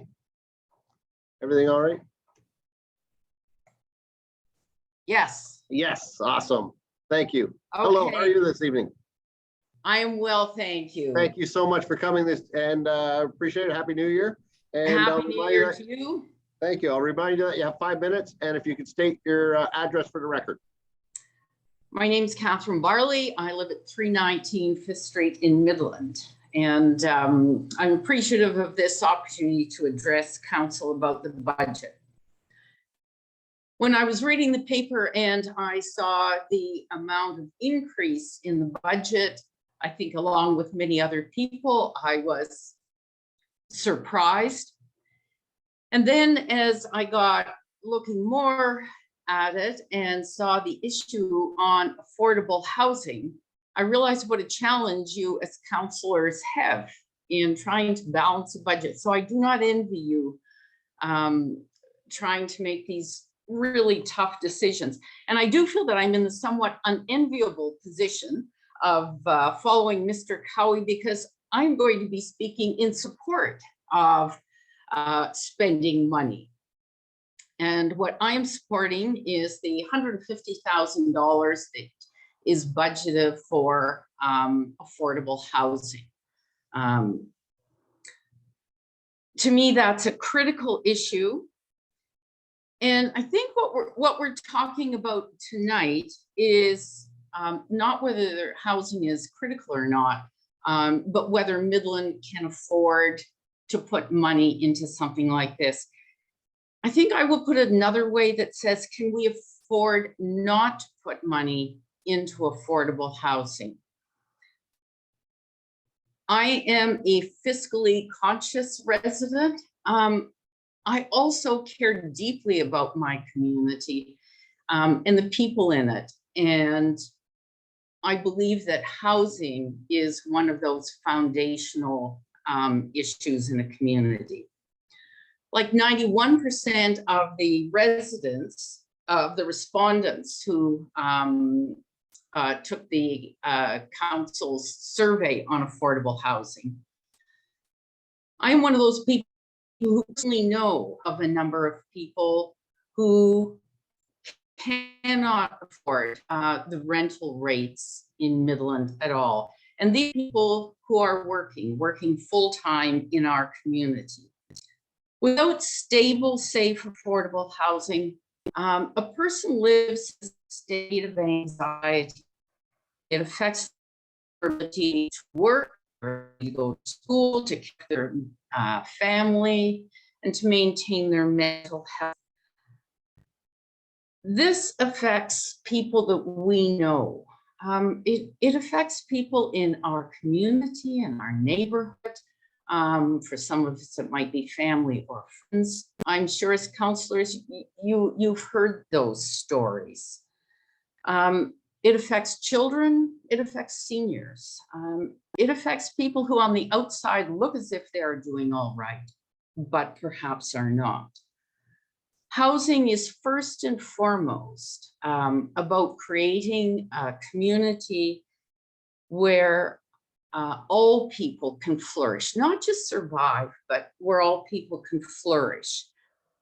And I guess fundamentally, I see housing as a human issue. It's about people. So a good supply of affordable housing contributes to a healthy community, and that in turn is good for all of us. My second point is, if Midland is to prosper, the town needs people who can afford to live here. There are no longer any reasonably priced starter houses. We need quality housing priced in an affordable range for working people. Where will our plumbers, roofers, the people who make and deliver our pizzas, our administrative assistants, and our cashiers live? These are people that we count on. These are people that we need. Some of them we've referred to as heroes. And they're having a hard time making ends meet. And aside from the affordability, there is the supply. There is just not enough. How will we attract people to Midland if they cannot afford housing, either rental or owned? Where are businesses going to find these people? My third point is, this town makes a commitment to increasing the number of units of affordable housing. We will need partnerships with other levels of government. Housing is not essentially a municipal issue. We need a reserve for affordable housing developments. If we ask other levels of government for funding, they quite legitimately will want to see that we have skin in the game, that we have made this a financial priority, and that we have something to work with as a community. And finally, an investment in affordable housing creates two things. It creates homes and it creates jobs as well. It's a double win for the people of Midland. So for many reasons, for economic reasons, and I guess that's what budgets are about. They're about economics. But budgets fundamentally are about people because they have to do with the community. And so I ask that when you're making your decisions, primarily about affordable housing, because that's what particularly concerns me, but I guess about the other issues as well, that you look at the people that you are meeting. And I guess that's why you're all here, because you're serving our community. So thank you for that. Affordable housing, obviously to me, it's a critical issue, which you've already recognized by creating the task force on affordable housing, ably chaired by Gordon McKeon. I appreciate his leadership on that. I fully support backing up that work with a budget commitment. So thank you for this opportunity this evening. Thank you very much, Ms. Barley. Great presentation, and thank you, and greatly appreciate you coming this evening. Any questions or comments with regards to clarity, Councillor Main? Thank you. And I want to say thank you, Reverend Barley, for zooming in on our town hall and housing in the fall. That was great. I guess it was in December. And I just wanted a quick question for you. You talked about partnerships and housing, and I was wondering if you knew of any, say, lots, maybe empty parking lots owned by a local church that might be ideal for housing. I'm thinking maybe Easy and 3rd Street. Anyways, we'll talk about that later. I thought that's what you might be referring to. Corner there. Yeah, I think that's for someone else to bring forward. But yes, that there is that lot, but there are others, and I really support this, the missing middle in terms of housing, where we can bring duplexes, triplexes, fourplexes, townhouses, things that fit in with our existing neighborhoods.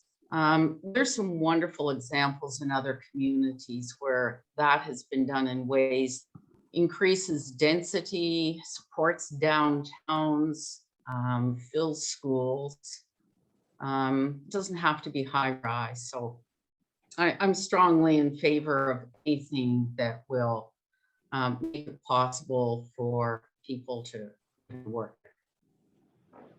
Thank you so much. And Councillor Gordon, comment?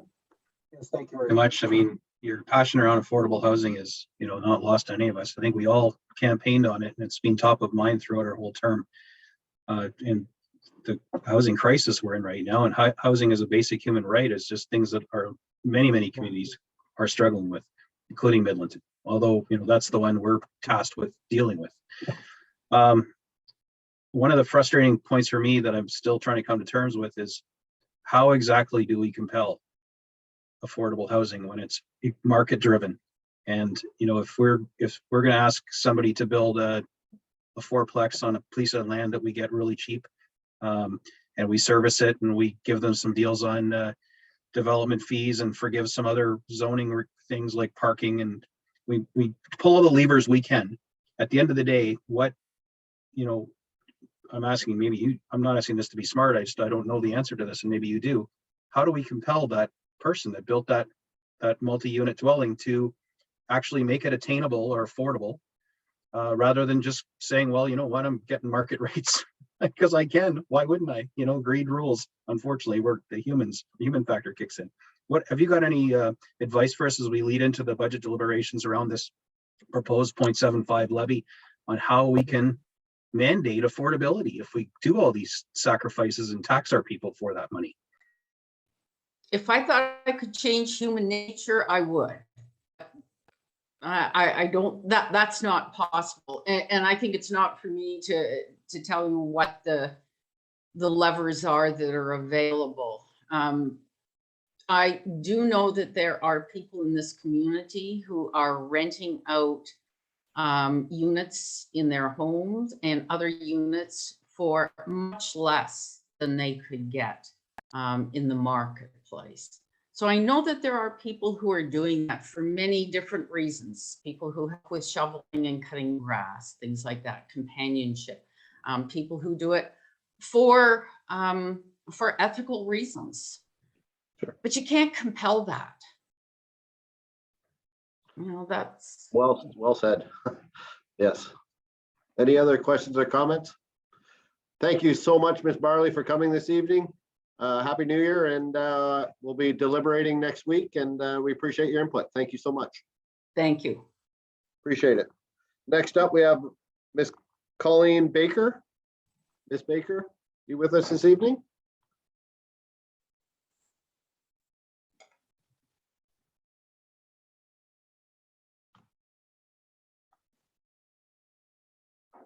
Ms. Baker, I'll ask you to state your name and address for the record and remind you that you have 5 minutes. Thank you so much for coming this evening, and I'll turn it over to you. Hi, I'm Colleen Baker and I live at 154 South Winds Crescent in Midland. Thank you for having me and letting me speak at this meeting. I'm here tonight to speak on behalf of the Midland Minor Hockey Association and as a resident of Midland about the outrageous service level change proposal for the North Simcoe Rec Center. Specifically, the ice rental fees is outlined on page 258 of your proposal that would raise ice fees about 33%. I spoke last year as well about the similar increase, and seeing this proposal this year shows me that the town of Midland does not care about the effects this will have to their user groups and the youth and families in this community. This increase will raise our registration fees an estimated $250 per player just for local league hockey. We will lose registrations as our community cannot afford this kind of increase. As an association, we try our best to fundraise to keep costs low for our new and returning members. And this kind of increase cannot simply be covered by fundraising. The less members we have, the less ice time we will use. And between Midland Minor Hockey and the North Simcoe girls, we use the majority of the ice time at the North Simcoe Rec Center. Has the town considered the impacts of less ice time being rented by their guaranteed user groups?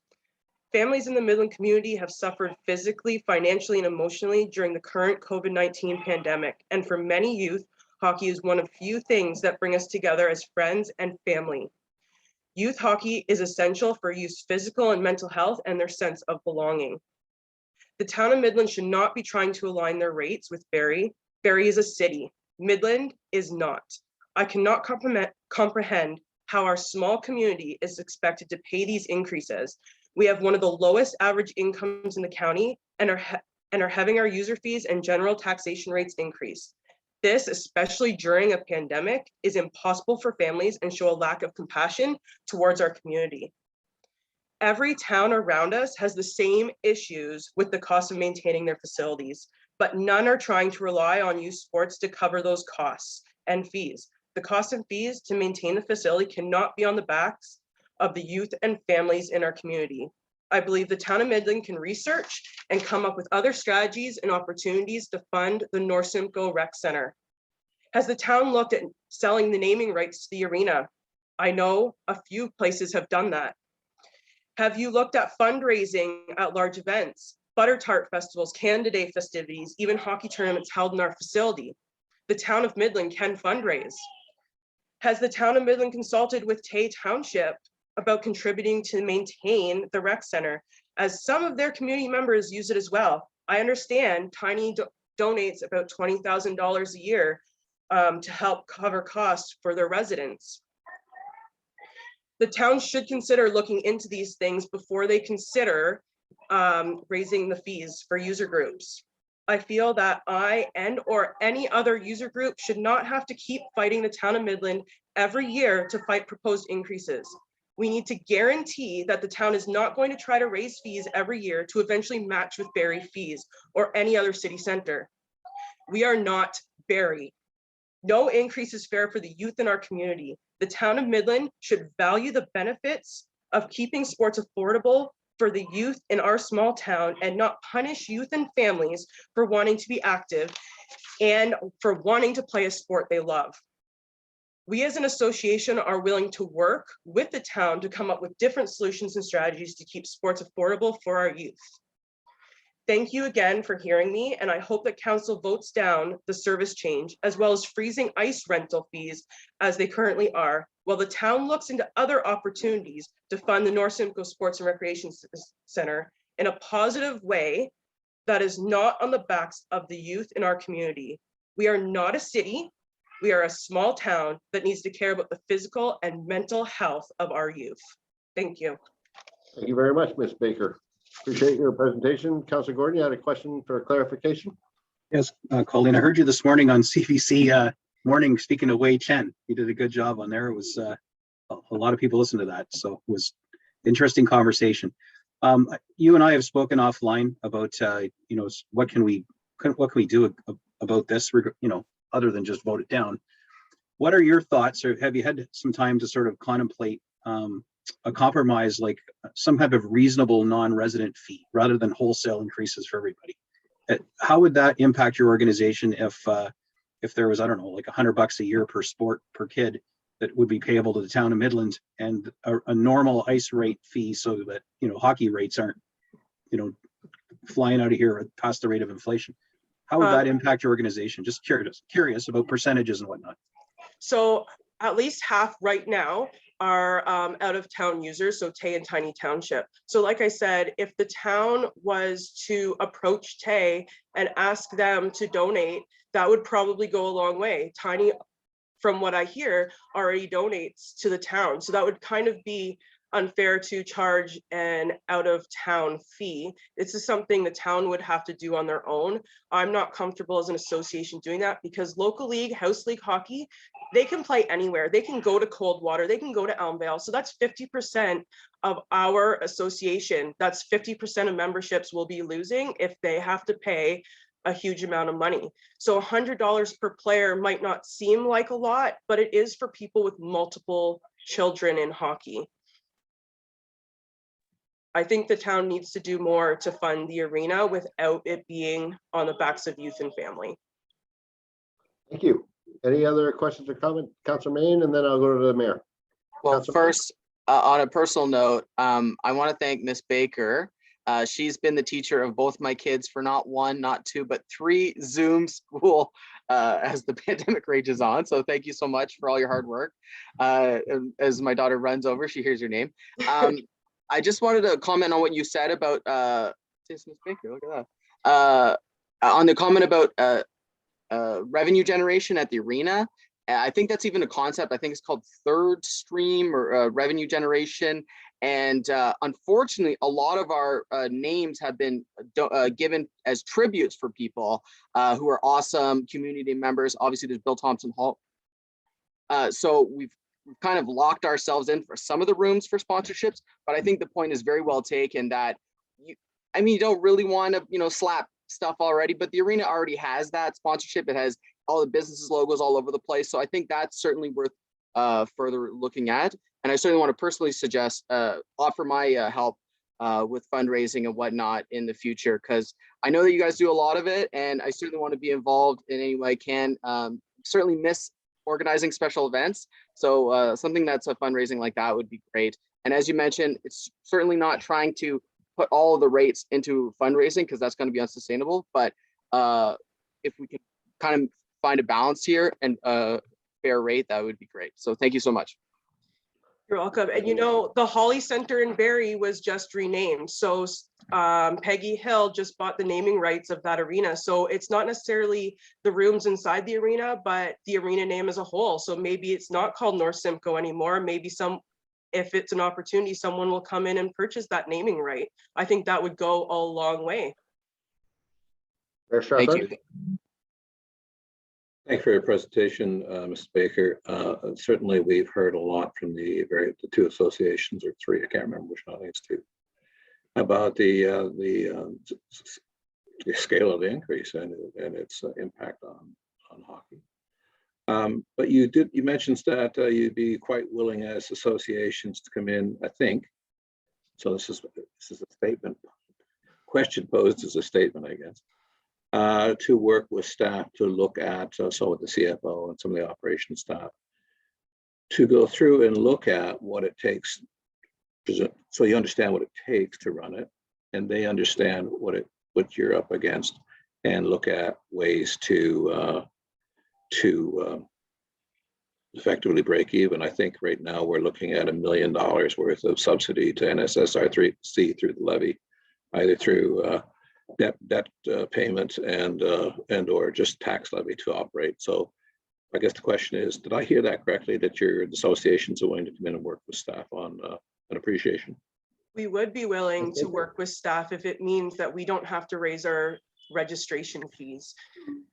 You cannot fund the arena on the backs of hockey families, because that is essentially what this is doing. You're funding the arena on the back of hockey families. That is not fair for anybody. That is not fair for this community. That's not fair for our youth at all. Thank you very much, Ms. Baker. Greatly appreciate your presentation this evening. And I know you'll be watching closely at our deliberations next week. So we have some big conversations to have on Wednesday, Thursday, and Friday. So thank you so much, and appreciate you coming this evening. Happy New Year. Thank you. Happy New Year. Thank you. Next up, we have Terry Condon. Mr. Condon, I'll ask you to state your name and address for the record and remind you that you have 5 minutes, sir.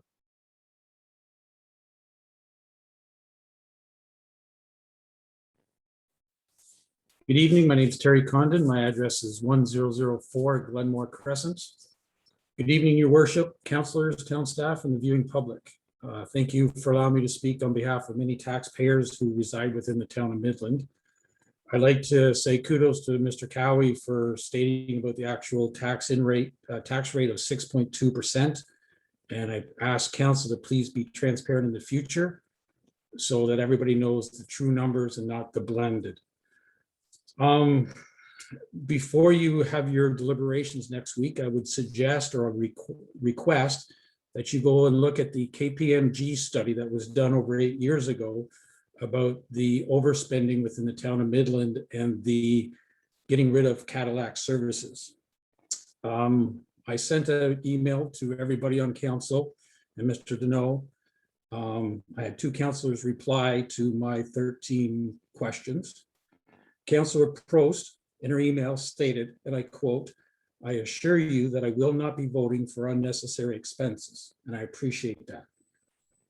Tall ships are going to impact the town $249,000 with a negative impact, negative revenue. Mr. Deneau gave me a statement stating that the last time they were here, it was a $1.7 million impact for the town of Midland. However, the TREIM model, which he stated that came from, we do not have the actual numbers to find out what the financial impact was. It's impossible to know unless we questioned every person that came to every business in the town of Midland during tall ships. To spend this money during the pandemic is an unnecessary expense. Transit. We have our contracted services. You have a 755% increase, as Mr. Deneau stated, that the contingency plan to have a non-town owned bus available for when our buses are not running. That is not a responsibility for the town of Midland. Go Transit just announced that they had a service cut on the runs from Toronto to Barrie. They didn't say we're going to come up with some other plan. They said, you figure it out. Again, this is unnecessary cost. Engineering. Mr. Deneau stated that the $18,000 request is additional cost for data analysis with respect to traffic calming. We are in a pandemic. There is no traffic. We do not have to calm anything because people aren't driving, because they're not going to restaurants, they're not going out. This again is an unnecessary expense. New hires, whether it be 5 or 10, depending on the wording, is unnecessary. The town of Midland, unlike any other business entity, has not cut back on staff, have not increased responsibilities. They've just hired more people. And this is an unnecessary expense. And in the simplest terms, the council needs to go back to the departments and say, you cannot have this much money. You have a family in the town of Midland, and if you gave them $800 for groceries for the month, they would feed their family and everybody would eat healthy. On the same token, if you went back to that family, you said, we can't give you 800, we can only give you 600, they will still feed their family for the month and everybody will be healthy. Council needs to go back to the departments and let them know that they cannot get that much money. Councillor Prost, I'm requesting from you that you post a motion to rescind the budget as currently proposed because there are unnecessary expenses. Again, thank you for your time. And I would truly appreciate if you would look back at that KPMG study from 8 years ago, which stated that the town of Midland was overspending. Thank you very much. Thank you very much, Mr. Condon. Appreciate your presentation. Happy New Year to you and your family. Any questions or comments with regards to Mr. Condon's presentation this evening? Councilor Gordon? Thanks a lot, Mr. Condon, not only for presenting tonight, but also for the litany of emails you've been sending in with all kinds of informative and thoughtful critique. I don't know if you saw this in the news today, but there was an announcement from the province, since you spoke to transit, that between Penetanguishene and Midland, we're getting almost $300,000 for provincial gas taxes, which can be used to extend service hours, buy transit vehicles. Apparently there's a bus on the budget, add routes, improve accessibility, and upgrade infrastructure. There may be more things we can use it for, but that's what was listed in the release. What would be your thoughts as a mechanism to save some money if we were to, not buy more buses and operate a more fulsome transit service as a municipality, and incur those city style costs? What would you think, or do you think it would be a wise idea for us to consider outsourcing to existing transit organizations, which could include our community reach people that already bring people around constantly and are dispatched much like a cab service, using services that we could still extend our routes and services to people, but not actually have to have a bus and a bus driver and go through all the infrastructure of hosting that? Has something like that ever crossed your mind when you're thinking about our public transit? Absolutely. And one of the questions when it stated that it was a contingency plan for when our buses weren't running, unfortunately, there's going to be those days. And as a resident of Midland, at that point, you will have to make a decision.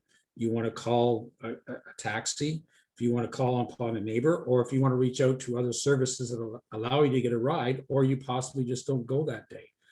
I understand there's a lot of people that depend on our transit system, and we need that. What I'm concerned with is that we're spending money for a contingency plan with a non-owned bus, which I'm sure there's going to be other costs involved that are underlying as well.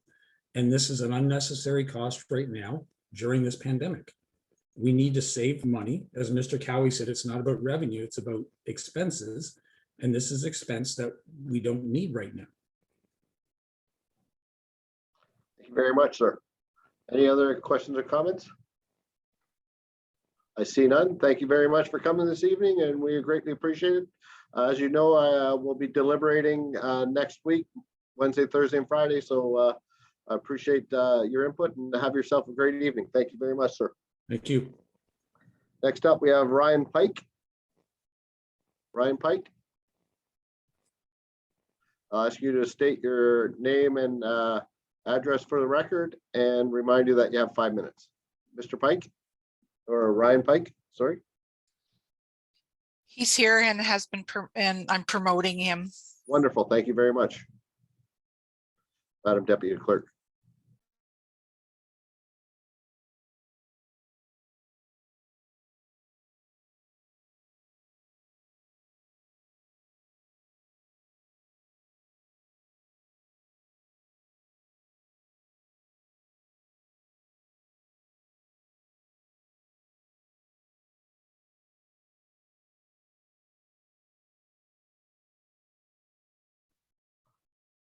Ryan Pike, thank you very much for joining us this evening.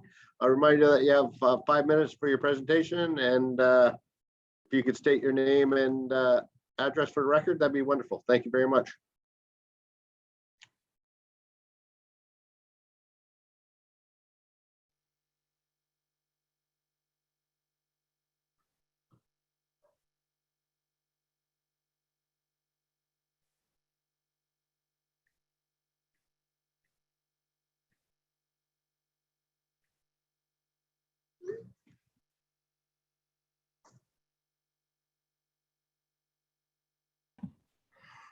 Sorry, can you hear me now?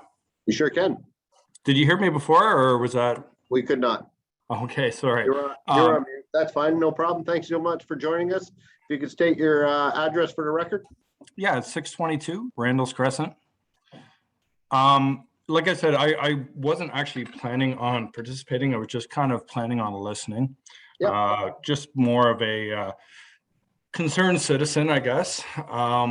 Just listening to all the comments, concerns again. I haven't had a chance to review anything. This is just more of a general comment, just with everything that's going on kind of in the world. I'm going to say, with the increased cost of everything due to the pandemic, supply chain demand, the carbon tax, everything else. Last year, Midland's tax rates were, I think, the highest or close to the highest in the area. This year, I think you guys definitely are the winner. And I just don't think it's sustainable. I really feel that, just with everything going on, that I just don't know how. And I think I'm lucky in the sense that, I can afford this. But I think, reality is a lot of people can't. And I think you're going to get a lot of people, debating on maybe moving out of the area just because the cost is just so high. I'm sorry, like I said, I wasn't really planning on Point saying taken. anything. And luckily, we haven't won anything yet. We haven't passed any budget at all. We're going to deliberate for 3 days next week. So your like I said, greatly appreciated. There's no question. Just hopefully keep that in consideration, just For moving sure. forward, because in touch with the citizens of Midland. It's just everything right now, cost wise, is through the roof. No question about it. We're all struggling the same way. So we appreciate your comments, and I see Councilor Gordon has a comment for you. Yep. Ryan, I'm glad you decided to chime in, not just lurk. I appreciate that. What the sentiment you're sharing, believe me, is shared by many people in the community who have a fear that we're pricing out the people that live here and have for decades or generations in favor of people who can afford to live in the high rates that we have here as far as housing and taxes. And that displacement effect, although, on paper, it probably looks wonderful because we'll get all kinds of more taxes and have expensive housing. That's not, I can't imagine that's the goal of anyone on council here, that we want to try and build a town that displaces all the people that built the place in favor of people who can pay more money to live here. So I think, hopefully I'm not putting words in your mouth, that sounds like a concern that you're putting forward, and it's one that a lot of people share in the community. So I'm glad you were able to, get online and talk to us. Yeah, absolutely. No, that's exactly kind of where I'm coming from. And this is kind of also a retirement community. People are on fixed incomes, these are things. And then, when you look at the increase, obviously in, wastewater and so on and so forth, everything just seems to be continually going up. Right. So anyway, like I said, it's just my thoughts. Thank you. I appreciate your thoughts, and thank you very much. Happy New Year to you and your family. And I can promise you that everyone here on council is trying to do the best they possibly can. And we greatly consider your words, and they will definitely not be forgotten. Councilor Chesky. Councilor Chesky had a final comment. Thank you, Worship. Thank you, Deputy Mayor Ross, and thank you, Ryan, for your presentation. Just wanted to echo Councilor Gordon's comments. I appreciate you speaking up, and I wasn't going to speak to your comment either, but you spoke about retirees on fixed wages. My dad lives across the road from you, so any tax increase that you get, I'm also putting on my father that just retired from his job within the last few months. So we are all taxpayers too up here, and it certainly hits home for us too. So we'll be as responsible as we can. So thank you for your time. Thank you, guys. Thank you very much, sir. Have a great evening. You as well. Thanks for coming out. Next up, we have Keely Turner. She is not in attendance. Okay, I'll move on. We did skip somebody, Mr. Vander Boncoeur. George, I believe you're with us now.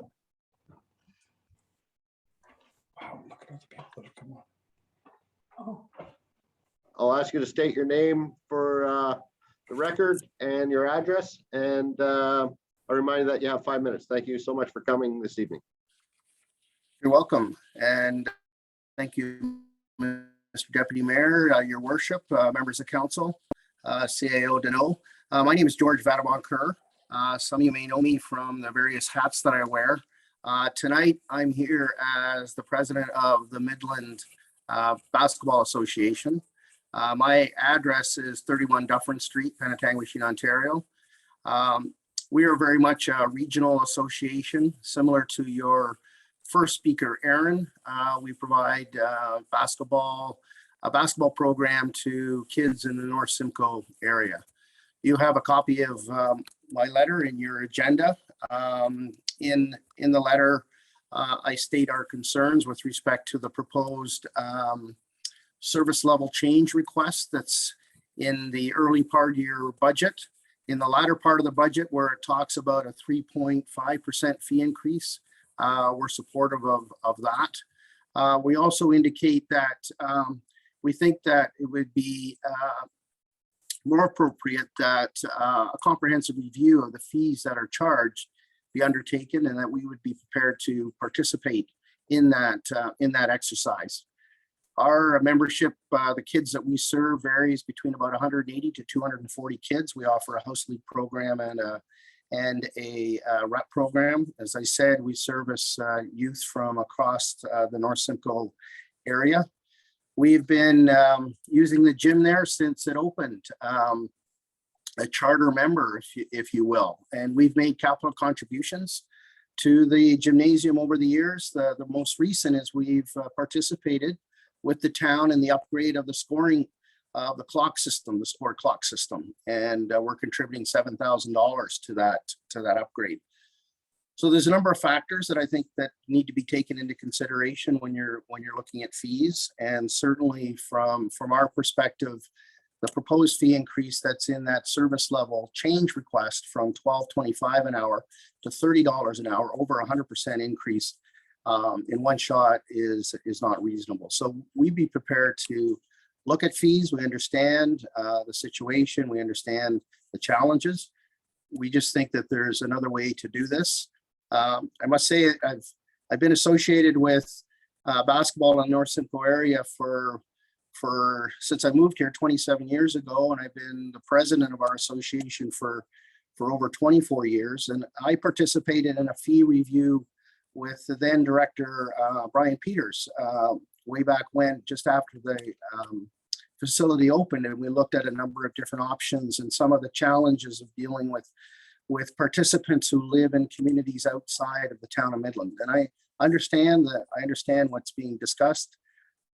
I heard some very good presentations, but I think that if we sit down and we fully understand the challenges, maybe we can come up with some creative solutions that we might be able to assist the town of Midland in terms of dealing with its challenges. So thank you again, Mr. Deputy Mayor, for the opportunity to speak, and I wish you all the best in your budget deliberations. Thank you.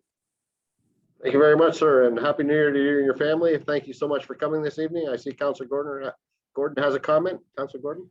Yes, thanks for coming and speaking to us. You certainly know what you're talking about. I mean, your experience as the CEO, I believe, of Wasaga Beach, former CEO of Penetanguishene for many years, and now a sitting councillor in Penetanguishene. So you're faced with all of these same challenges we are. So I totally, I mean, if anything, what you're saying makes, because you get how it all works and the funding works, because you have your own arena to fund. So what I'm hearing, though, is a willingness, and I've heard it now from all four organizations, yourself inclusive, that have spoken tonight, is to sit down and meet with our staff and review this whole concept.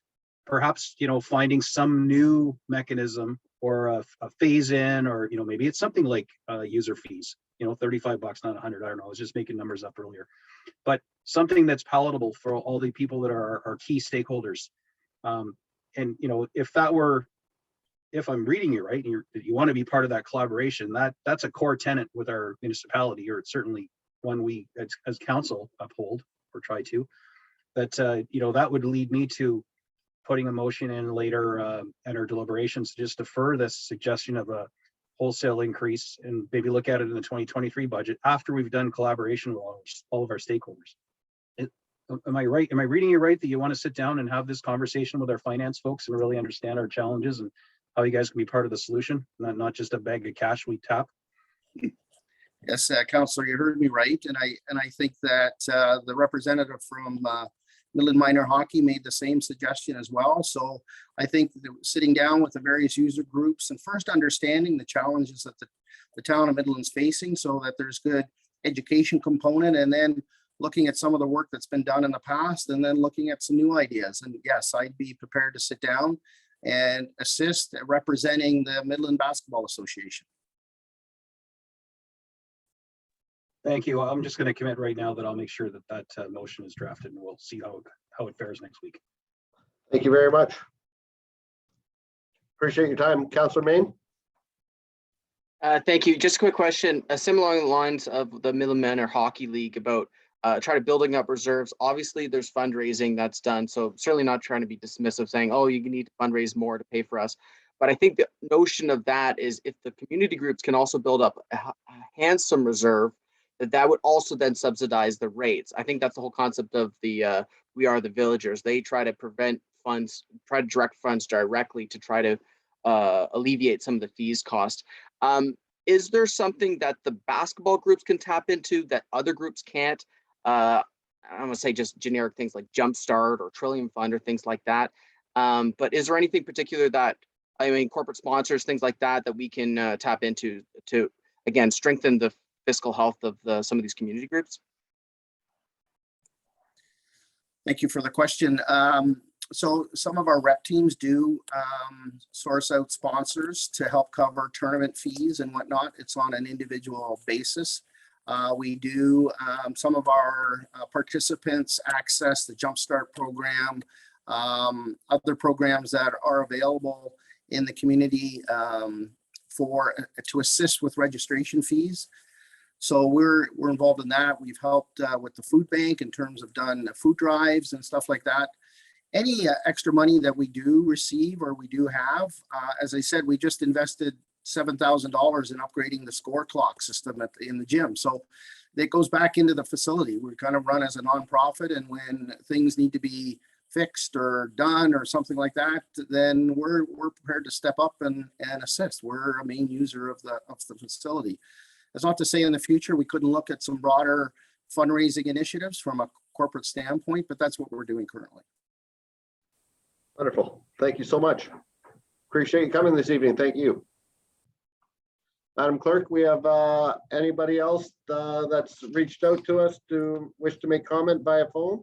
If anyone does, we have the number is 647-374-4685. This is your chance to comment, Madam Clerk. We have Greg that I just promoted over. Wonderful.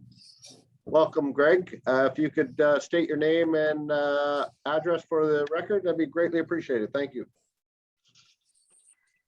Hi, it's Greg Krapchick. I'm 50 Bridle Road, Penetangmachine, and I'll be speaking on behalf of Midland Minor Lacrosse Association. Thank you very much for listening, and I completely agree with a lot of the other user groups. I'm just confused over two parts. If somebody could please help me out. On pages 257 to 259, there is proposed rate increases that are one number, and on page 293 to 297, another number. Is it possible to get clarification on which one that we'll be looking at for this upcoming season, for the 2022 season, sorry? Mr. Deneau, anyone can help or to help clarification with regards to the two columns? I'll ask our CFO who's on the call. Mr. Jeremy, if you could just help out for clarification. Certainly.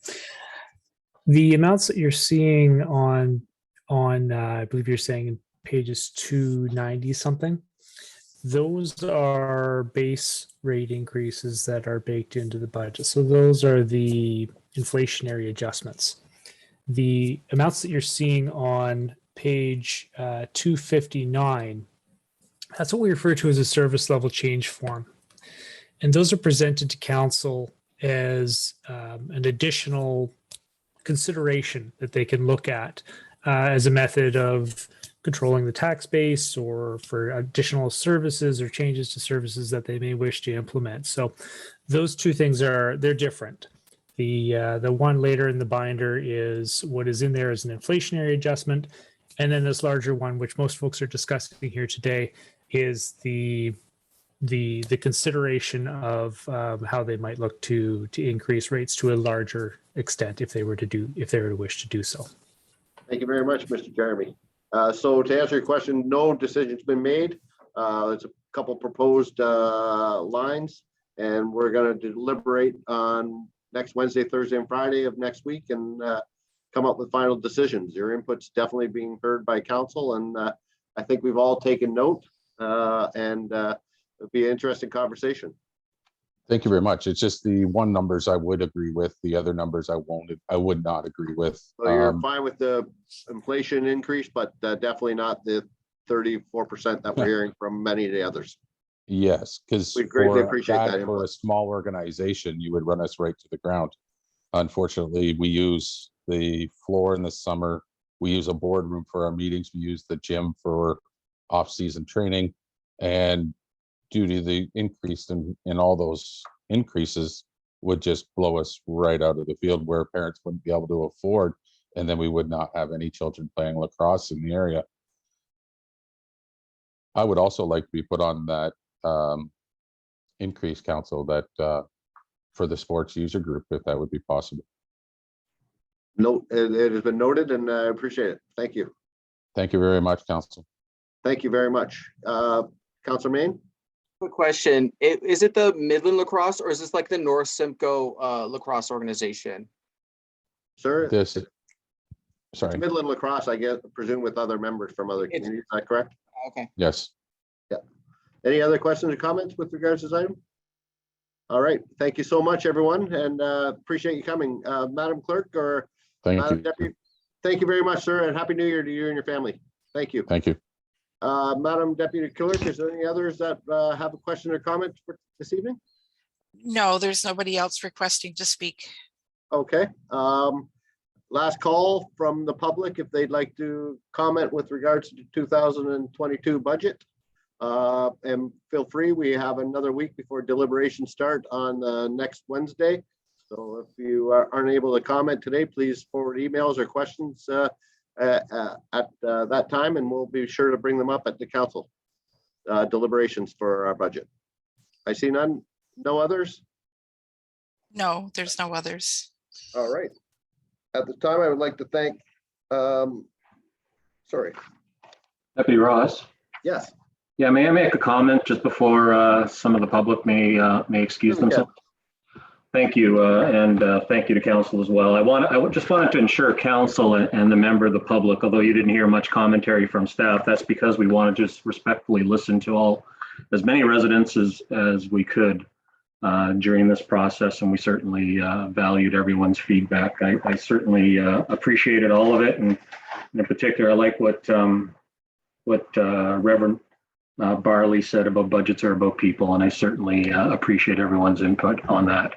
I did want to make the point, though, that during the deliberations, if you would like to watch the deliberations live, you need to reach out to our clerk in order to get the Zoom link to do that, and we'll add you as someone to it. So I know many people are interested in that, and certainly as staff, we're interested in supporting a lot of the questions that have come up, and I know they will again.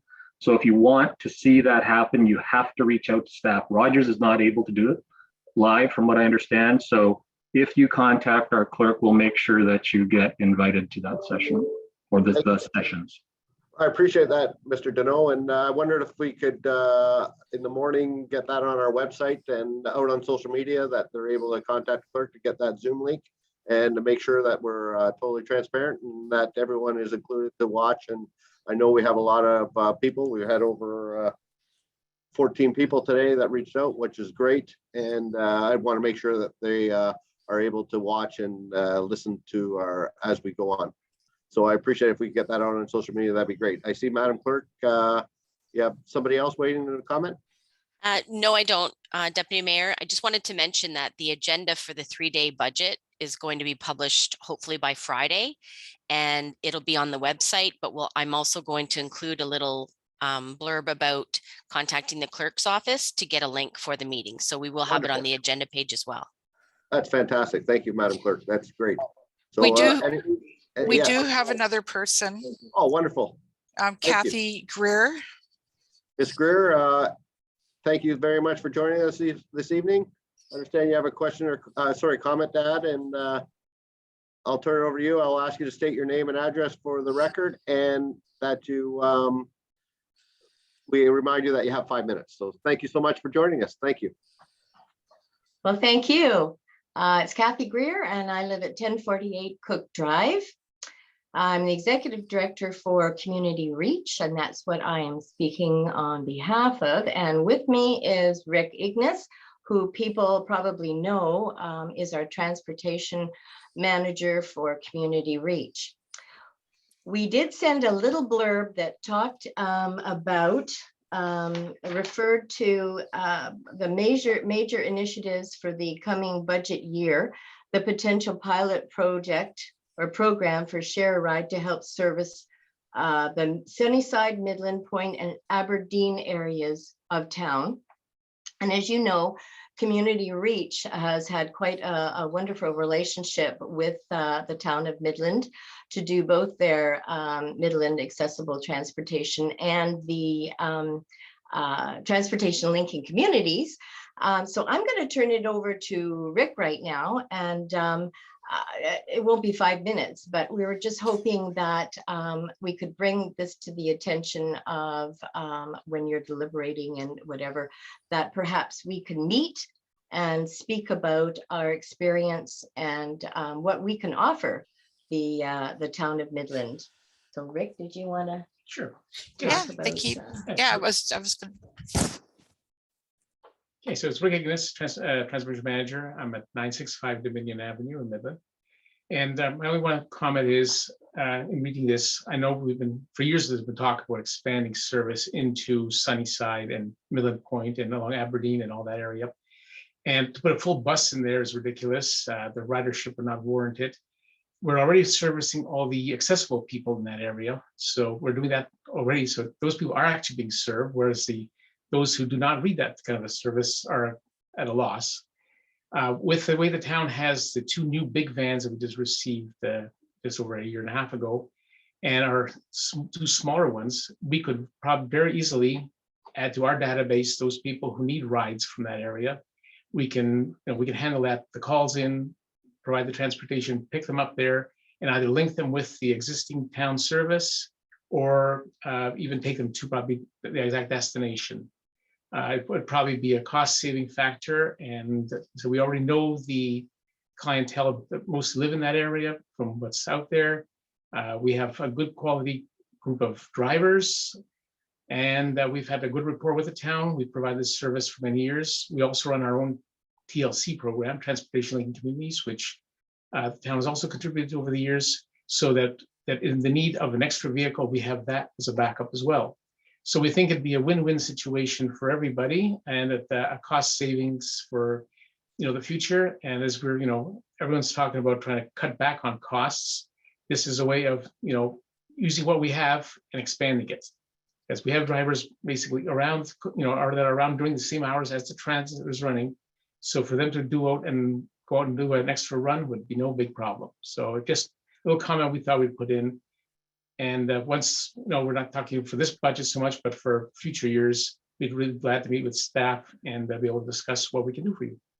Thank you. Yeah. There's a bigger conversation. Thank you, Worship Council.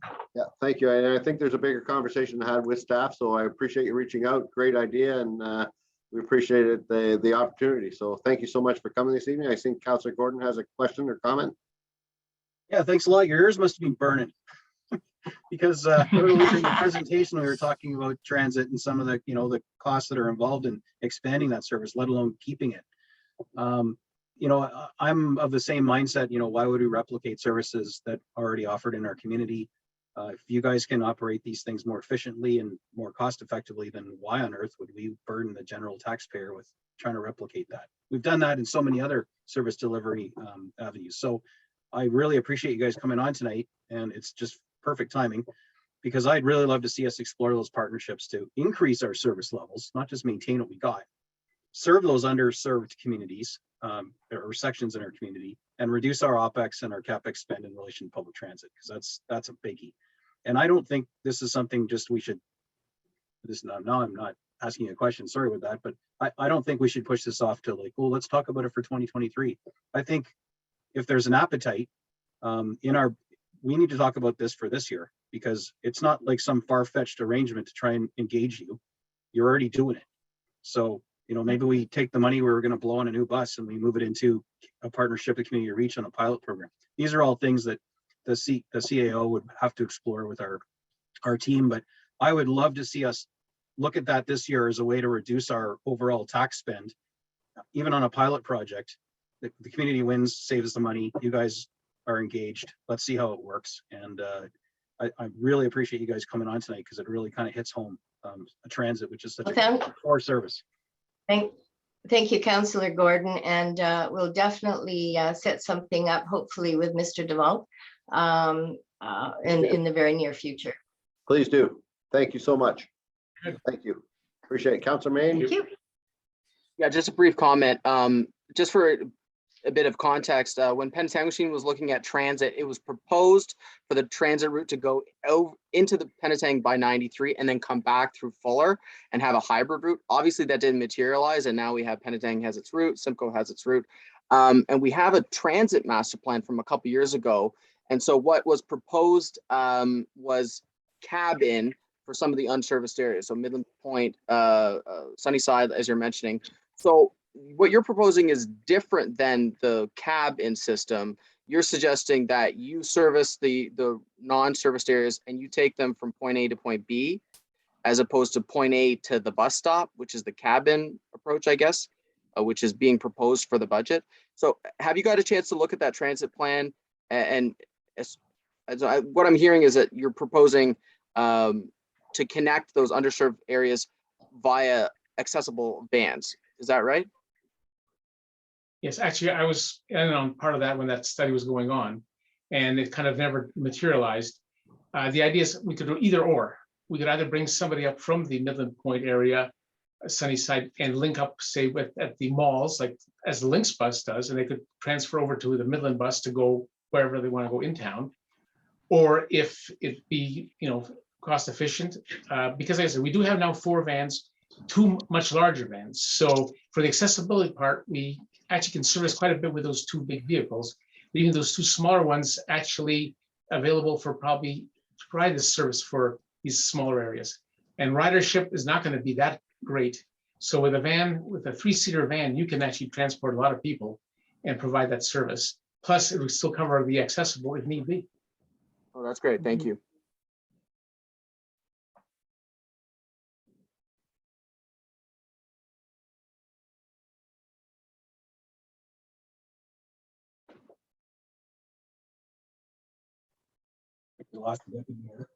We seem to have lost. Any other questions?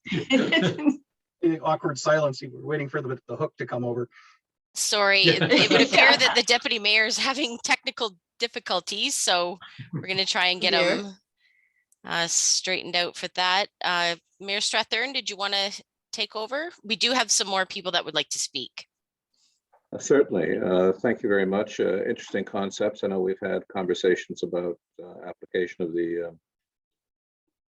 the community reach model to other parts of the community in conjunction with other municipalities, in fact. So thank you for your presentation, and appreciate the inputs in terms of transit and the ability to look at things through maybe a different lens. So with that, there are no further questions. I will move on to the next person in the queue, Madam Deputy. The next person is Monica Malik Hopkins. Thanks, Catherine. Yeah, I'm hoping you can hear me. I'm if I put on video, I think my internet's gonna crash. So We can hear you, and if you would just you have 5 minutes. And if you would give us your name and address, that would be appreciated for the record. yeah, for sure. Thank you, Mayor. It's Monica Millick Hopkins, 1799 Gervais Road, and that's Tay Township. And I'm the current president of the Midland Lions. I've been involved with Midland Minor Hockey for 17 years. And I'm a local teacher that teaches at-risk teens in our community.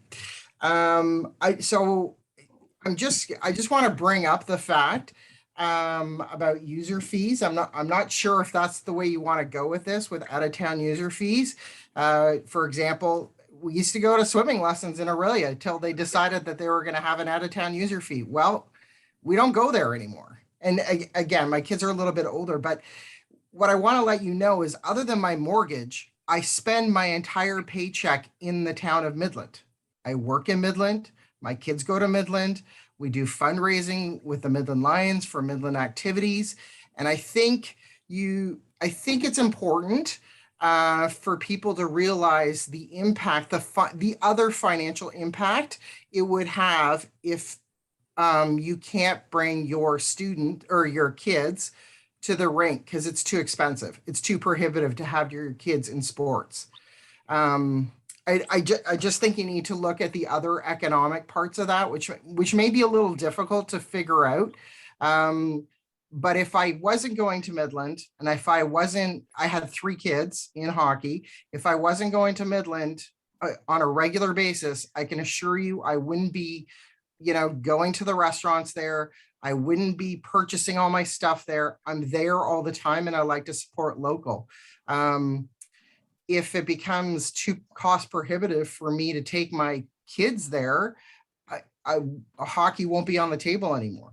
And I know a lot of other families are in the same position. And what I also find is a little troubling is that all these organizations are run by volunteers. Hundreds and thousands of hours put forth by, you saw Greg there from lacrosse, Colleen from hockey, hundreds and hundreds of volunteer hours. And what I'm a little disappointed in is the council's job is to serve the town. And a lot of the stuff that I've heard sounds like you're coming back to the organization saying, well, you figure it out.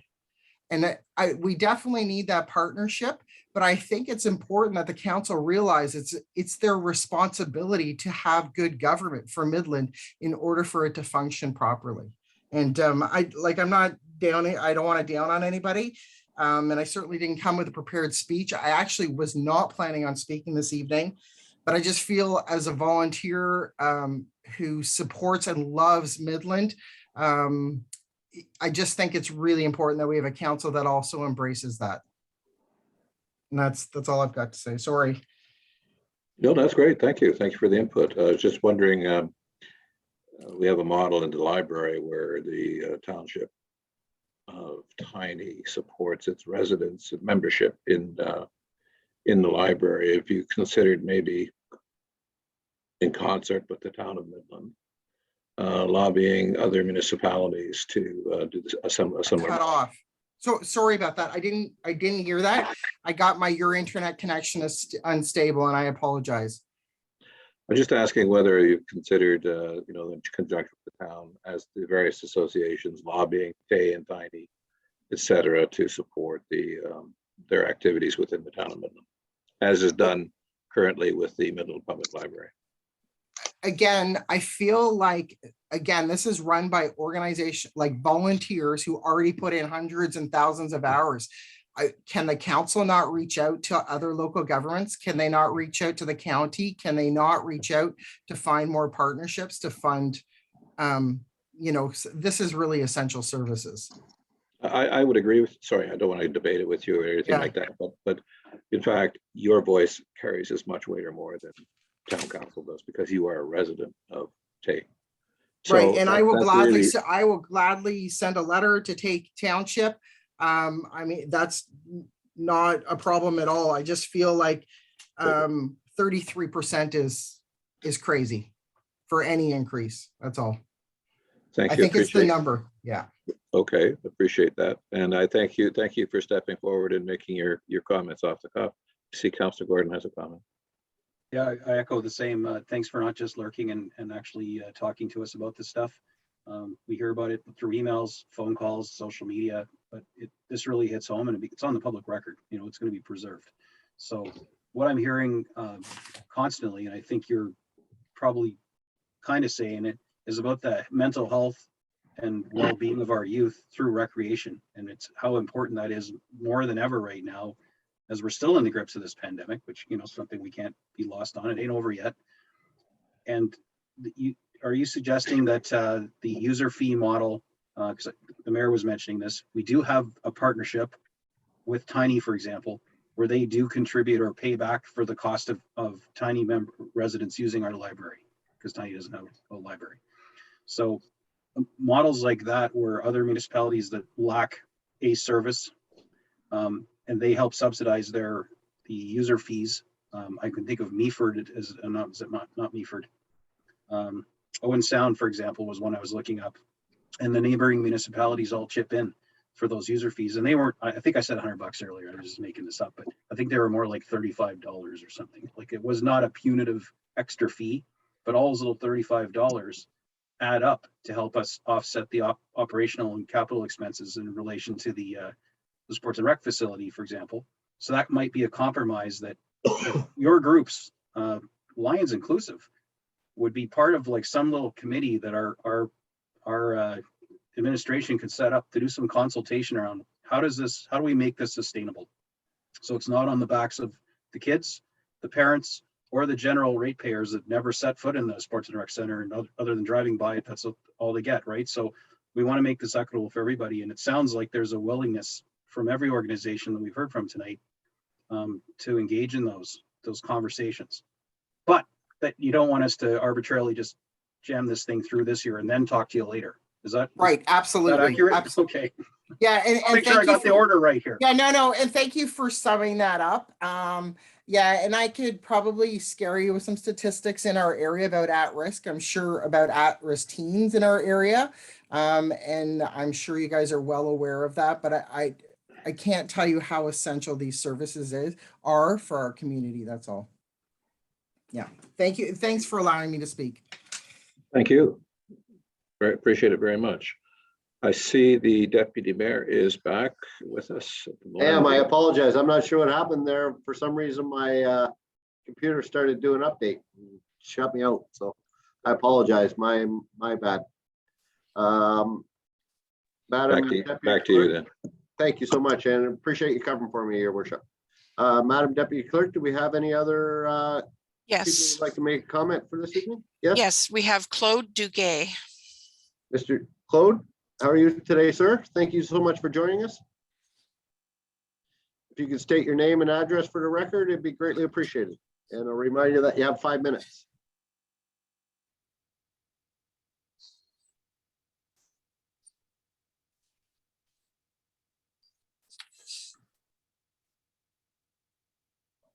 Mr. Duguay? Oh, sorry, can you hear me? I sure can. Thank you very much for coming this evening. I'll remind you that you have 5 minutes. It's all yours.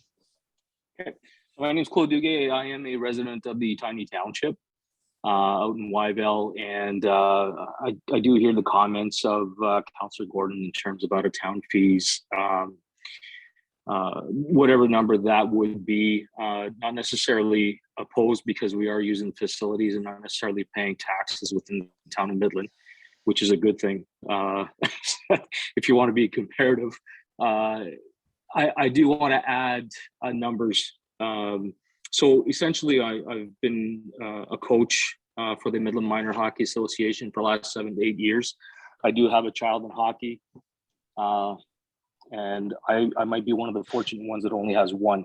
So when we're looking at increases of $250 a year per child on top of what we already pay, if you want to do the math on those who have 2 and 3 children in the sport, it becomes unmanageable for some of these families.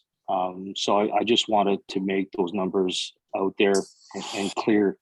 And when I heard Monica speak about risk youth, there are some youth that we have a pleasure and a privilege to be able to coach on the ice, that for that moment, that 1 hour that we have them, is an hour of stability for them, and it has a great impact on their lives. So I would hate to see that go to waste because they can't afford to bring their child to hockey. So something to take into consideration. And also just to add a comment to one of your comments that you made, how these COVID prices, that everybody is suffering the same. I can't agree with you on that comment. We certainly all feel the effects of it, but not everyone suffers the same when it comes to these COVID prices. And we're paying all around, whether it be the real estate market, whether it be cost and food increases because of shipping delays. So anyways, that's all I'd like to say. Thank you very much. We appreciate you coming this evening. Happy New Year to you and your family, and we appreciate the comments. Thank you so much. Madam Deputy Clerk, do we have anybody else that has a comment this evening? No, there isn't. Wonderful. I want to thank everybody for coming and giving us your comments this evening. It's never easy to come in front of council, but we greatly appreciate your input. And I want to thank the public for the comments, and I'll call this public meeting to an end. Thank you so much. Next on the agenda, we have two deputations. Apologize for starting so late, but we have Father Michael Knox from Martyr Shrine to present to council. Father Knox, I hope you're still with us and still awake.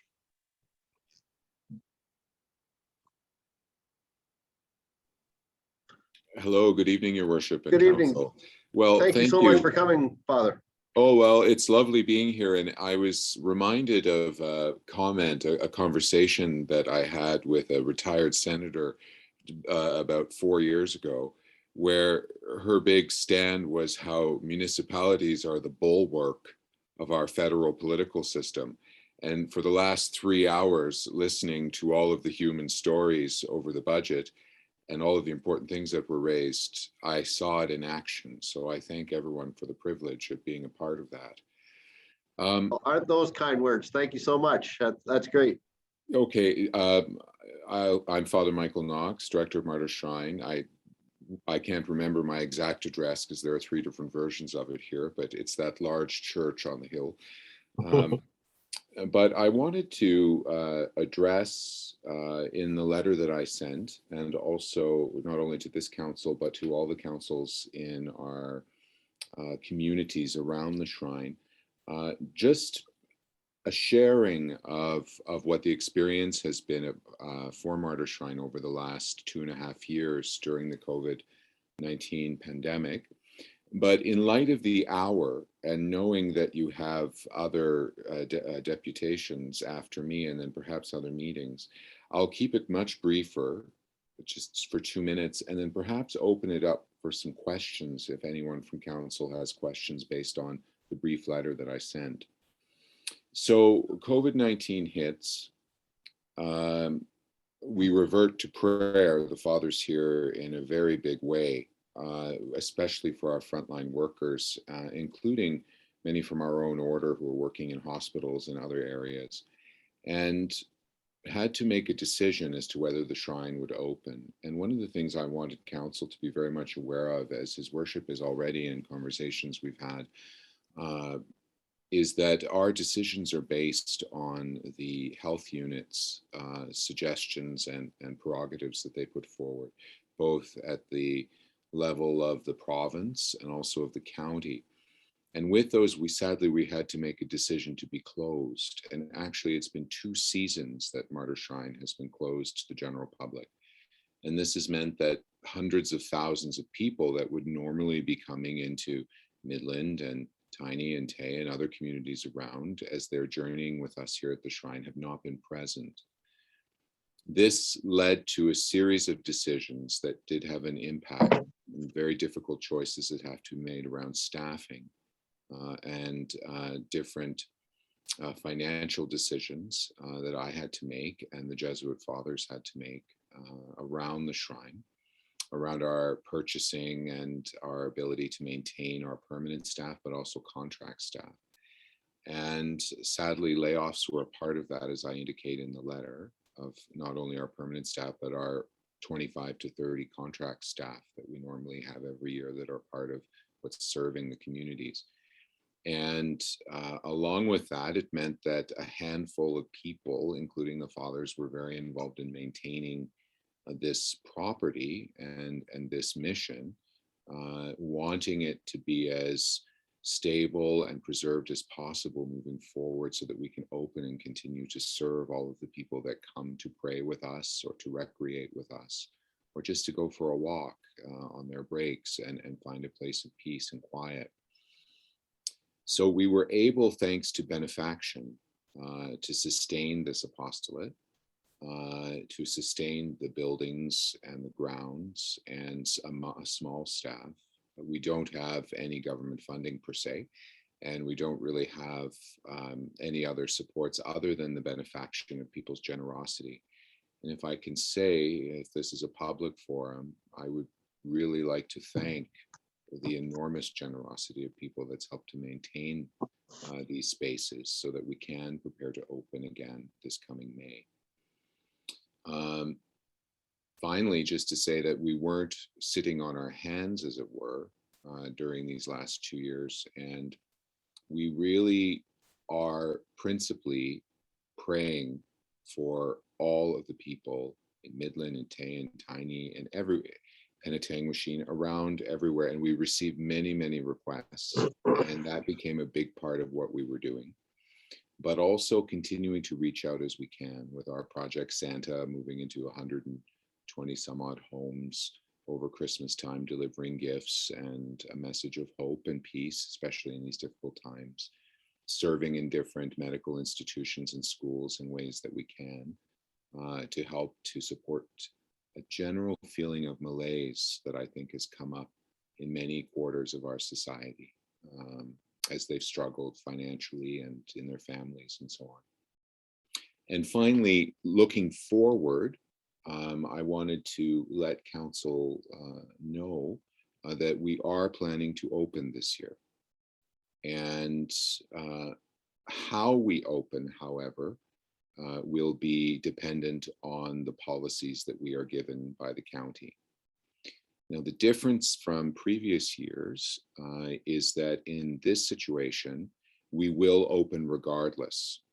In the past, when you multiplied economics plus safety and care for people, it would have been detrimental to this place to be open. We couldn't have all the staff we normally have to support and only have 25% of the people that are allowed to come in. It wouldn't have worked and it wouldn't have been as safe. Moving forward, we're simply going to adapt to what the policies are and be open in some way. So whether that's open for 120 to 130,000 people again in 3 months period of time that we welcome people like in those numbers, or whether it's open in a very small way to as many people as policy will allow, we will be doing that. And I think that's a hope that we hold, and something that we wanted to share, all the Jesuits and the staff here wanted to share with all the municipalities and to each of you. So if there are any questions for me at all, or any comments that any councillor wants to make, I waive my 3 minutes that I might have left. Thank you so much, Father Knox. And let's keep our fingers crossed that we are able to open to full capacity and we'll go back to normal this summer. But great news to hear that you will be opening at some type of at some point this summer. So that's fantastic. So thank you so much for the update. I know we'll definitely have some questions for you. I see Councillor Gordon. Councillor Gordon, sir. Thank you, Councillor. Thank you for the presentation. It's always good to see an update. I know that there are, well, probably thousands in our community who've really missed having your facility not available to them, and then tens of thousands who visit our municipality and neighboring municipalities and their yearly treks to visit. So the fact that you've been able to kind of reinvent yourself and stay semi-viable and at least open and serving and keeping the faith, as it were, that's a a real testimony to, you know, some ingenuity and some creativity, and of course the benefactors. So our municipality suffered, you know, certainly not to the extent that you have in your organization, but we all know what it's like to try and pivot every week to something new and respond to it. So I'm really happy to hear that you guys are hoping to swing open the gates. In your letter, you are very kind. You're, as a token of your appreciation, it says you'd like to extend a season pass to me for the, I mean, not just me, but to council, and I don't know who else it goes to, but my perspective on that is gratefulness. I can't take you up on that, unfortunately, because I believe our code of conduct and through integrity prevents us from accepting gratuities, no matter how well placed they are, or, you know, even if they have a halo of light around them. However, if those make their way to the town, I'm sure we can find some people who may otherwise find financial hardship in visiting your facility that we could distribute those to. And I'd be more than happy to visit when you open and pay the gate price and you know, enjoy the fact that you're open again. So thank you for coming to update us tonight. I'm glad you're able to continue God's work, and I do look forward to the gates being open this summer. Thank you, Councillor Gordon, very much. Now, it's embarrassing. You were the only one that got that generous offer out of all of your colleagues on the council. So thanks a lot for breaking the bubble there. No, no, but if I may say on that point, the website has been incredible. You talk, I always love your inputs, Councillor Gordon. And, you know, just to say about the website, to switch to masses online and televised mass and candles online and all of these things, to see all the requests of people coming in and asking for prayer and really struggling. It must be incredible the work that you're all doing to help support the community in that way. So thank you for saying that. Councillor Main. Thank you so much. Just a quick comment and then a little heavy question for you. I'll keep the light right off the bat. With the reopening, and I'll say this to the MCC and I'll say it to you, I guess there's a huge opportunity for when you have, and this is hard with COVID and large numbers and stuff like that, so this may not work until we fully return to normal, but with the large feast days and the large numbers of people, say the Korean or Croatian or Polish, and they have the feast days, there's, instead of just, you know, driving with their bus through Little Lake Park before they head home, perhaps to the GTA, to tap into the Midland Cultural Center and create more programming so that they stay longer, because that's the thing with any tourism site in the area. We want them to stay as long as possible. So that was just a quick comment on that. Again, super awesome partnership opportunity there. And then the other question that's on a lot of people's minds is, what can we see from the Martyr Shrine in terms of truth and reconciliation for this year? Thank you. Thank you for those questions, both. Well, the one question and your comment earlier. All I can tell you now, my marketing manager, I should have said, is on this as well, Tyler King, and he might have some better answers to your first point around collaborative work with the Midland Cultural Center. When I came into this role, there was a lot of work that needed to be done at the shrine in terms of our outreach and our community relationships that was more active and proactive. And what I know from our studies is that the shrine generates $26 million for Simcoe County and the surrounding municipalities outside of that. Our operating budget is $1.4 million a year, and we hire all of these people and serve 125,000, 120,000, 110,000 people. That's money stuff. I mean, the care is more important. So where that $26 million goes and what people are spending it on every year when they're in our region is not something that's clear to me, but something that was identified. So on a financial level, I mean, I think that's there. We're always looking for partnerships, and indeed the partnerships that we have, even with Midland in the garden, in all the municipalities supporting a garden here and coming for that event. That's one of many things that we try and do with many different groups to make this feel as it truly is, everyone's home of peace, where they should feel welcome and be participating in. With regards to the Truth and Reconciliation Commission, so you asked a formal question, so I'm going to give you a formal answer on a very hot topic that isn't in my letter. So thank you, Councillor, for doing that. The Society of Jesus in Canada is one of the leading Roman Catholic religious orders in the ongoing process of truth and reconciliation, and we have been for over 20 years. All of our archives and all of our materials that we have that would be helpful to any First Nations or Métis person related to circumstances that they require more information is one of a small list that is fully open for research, and already several books have come from that from First Nations authors themselves who've utilized our spaces and our data.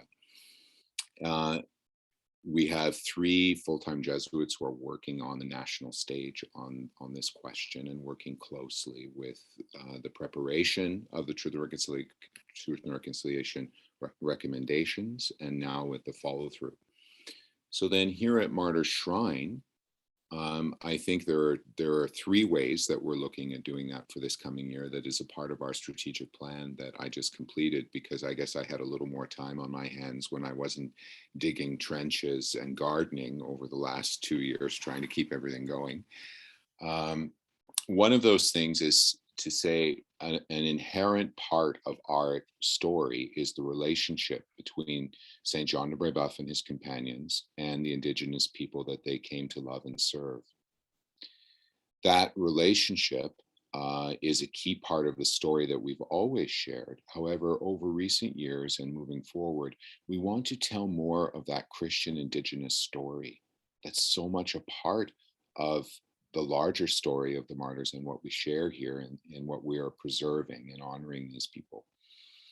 I'm also very interested in having the First Nations people feel very welcome on their terms to be in our spaces. And of course, we have our Indigenous Prayer Day every year that welcomes many Indigenous people that come and organize pilgrimage, like the Tamil and others that I think you mentioned there. And we want to build on that even more.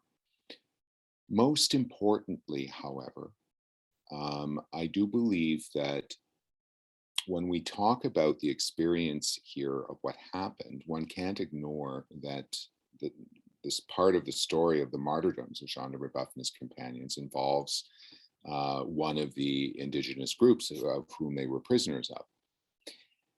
That element of the story and their lives is important, but I think what's key, what's crucial, especially in our postmodern age, is this focus on relationship, on sharing of ideas, on listening, on being together. And in that story that we have, there were mistakes, there were errors, there was pain, there was death, there were wars going on, there was trade disputes, there was people who became Christian, embraced Christ, others who didn't.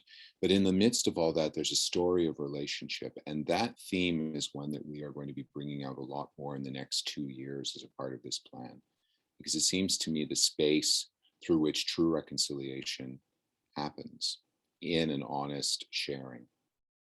So that's, in fact, one of our stained glass windows is called The Sharing, and it's Brébeuf and Chiatenwa together looking out over the Wendat people's lands. That's important. So that's where my mind is right now, if that helps, Councillor Main. Thank you very much. Any other questions or comments? I see none. Father Knox, thank you so much for coming this evening. We can't thank you enough for all you do for our community, and the Martyr's Shrine is definitely a landmark in North Simcoe and all of Ontario. So thank you so much. I don't know, not sure if you have anything you'd like to add before you leave this evening, but I'd love to hear any closing remarks if you did have any. Only gratitude and my promise of prayers at our Mass tomorrow at 5 o'clock for the work that your council does, and a secret hope that I will have the opportunity to see you all in person sometime between now and the summer when the circumstances allow it for us all. I believe we all have that same hope, so let's hope we can get together. Thank you so much, and Happy New Year to you. Appreciate it. Thank you so much. Bye-bye. All the best. Bye-bye. Next up, we have a deputation for proposed alternative use to McCullough Lane. And I have Ryan Murphy of 607 Dominion Avenue to present to council. Mr. Murphy, how are you today? Thank you so much for coming. Well, thanks so much for having me. Just a quick 9-iron from you guys, where you guys would be in the building there. So just up the street. Yeah, 607. Yeah. Just Yeah, right I'll remind you that you have 10 minutes, but and stick around. I know you'll probably have a few questions you have, but you're definitely a good 9-iron. I think I could maybe able to wedge that far. That's what I like to hear. Yeah. Okay, so I will just kind of quickly just introduce myself, provide a little bit of context before I get started here. My wife and I have been a proud resident of 607 Dominion Avenue since April of 2020. We're kind of in this obviously not unique, sorry, in this strange position where we haven't even quite yet had the time to explore Midland. So prior to us owning the property, this property was owned and rented to tenants who were known to be dealing drugs out of the property. They left the property in ruins. My wife and I have invested a lot of money to beautify the property to the standards of the neighborhood and the neighbors in the community. So kind of diving in here, Councillor Main, you mentioned Miss Baker was your child's teacher on Zoom. So I welcome you and everyone else to my online classroom, where I've been spending north of 300 days for the past 2 years teaching remotely for the Trillium Board. Thank you for taking the time to listen to me today. And before I get started, I want to just send a shout out to Ms. Edgar and Councillor Gordon for the encouragement to present today. I was going to postpone and defer my opportunity to present just because of in-person pandemic situations. I have a 10-month-old son, so it being online gives me the opportunity to dive in here. So if we can go to the next slide, please. So in summary, my proposal is that McCullough Lane be converted to a walking path only for a number of reasons. Full proposal with a summary of alterations on the second last slide. This is a partial conversion, not a full conversion of the laneway. I have Google Earth and Google Images just to kind of show the specific locations. 5 specific reasons, one of them being the safety of adjacent residents, being myself and my family. Because we are the only adjacent people that actually have property that goes right attached to the laneway. Road traffic and versus pedestrian traffic, avoidable risk, property damage during winter operations and the cost to town. And this is supported by members of Midland operations. So if I go to the next slide, please. So safety of adjacent residents. If you take a look at the 2 pictures that you'll see on the slide here, the picture on the slide shows the close proximity of the road to the front porch. When the vehicles travel on the road, their tires are no more than 2 feet from the edge of the porch. So what you're seeing in the picture on the right-hand side is the white stripping down the side of the house there. That is the edge of my porch. And just on the other side of that garbage can is where tire tracks go if I do not put my garbage cans there. I've had to place my garbage cans on the side of the house to mitigate the risk on my own because when they are not there, drivers are coming even closer to the point where myself and my wife and we've all been in positions where windows of F-150s are no more than 6 inches from the edge of our front porch. So that's what you're looking at with this picture here. So if you can go to the next slide, please. So road traffic. I did send out some correspondence to all of the councillors because I had not ever made a deputation request before and I did not know how to approach it. So I do appreciate the feedback that I did receive from a few of you. In the email correspondence with the councillors, I did propose a semi-closure of the lane. However, Councillor John Main, I wanted to send a shout out to you for you did prompt some thinking of how I could revise the thinking and revise the lane to support the overarching needs of the community. So in your email to me, you noted that there is a low volume of road traffic on McCullough Lane. You noted it's predominantly pedestrian traffic. It serves as access to Hugo to Dominion Avenue for pedestrians to walk during the summer months. And I will, just to kind of make a quick note on that, 3rd and 4th Street run parallel to one another. As you obviously know, McCullough Lane is in between the two. 3rd to 4th Street is 100 meters, 104 meters to be precise, and 51 meters in between the two is McCullough Lane. So there is significant access to Hugo and Dominion Avenue already from 3rd and 4th Street, that McCullough Lane is not needed as a vehicle throughway for the entire laneway to go all the way through. Councillor Main, you noted that the laneway is narrow. And I agree with you. I argue it poses a safety risk due to the sheer lack of space between the property line and the laneway. In the coming slides, I'm going to show you that where my garbage cans was not actually on the edge of my property line. My property line actually is further out into the laneway where truck tires actually go, if I was to not do that to mitigate my own risk.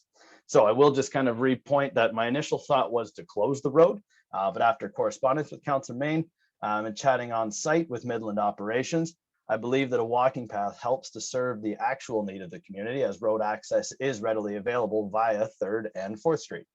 So and then just a quick note here is that in correspondence with operations, they noted the laneway would be easier to manage as a walking path, as well as mitigate the risk to the community. And I have a copy of that in future slides. If we go to the next slide, please. So the avoidable risk, obviously most of these are personal and not as kind of overarching as a lot of the comments you guys have heard tonight, but they matter to us in our home. So the laneway entrance to my house is the primary entrance used to our home. Additionally, the only way to access my backyard is through the gate that I now have to walk out onto the laneway to access. First point, I almost have a 1-year-old son who's at significant risk if he takes even one single step off the porch due to oncoming traffic. It's a completely blind corner. There's no way to see oncoming traffic without sticking your head around the corner. Pets, we do have a dog. She loves to run right off as soon as we open the door, even though we have to keep her on a very short leash when we open that door. Oncoming traffic, it is an issue. Local traffic is not sympathetic to the risk, and they speed on the road and is significantly increased and used on a daily basis during the spring to fall months by individuals. Although this is used more during the summer months, it still does not justify the use as a vehicle throughway. The pedestrian increase of foot traffic, as noted by Councillor Main, is something that was more significant. And there is no safe space if a vehicle and a pedestrian are traveling down the laneway simultaneously.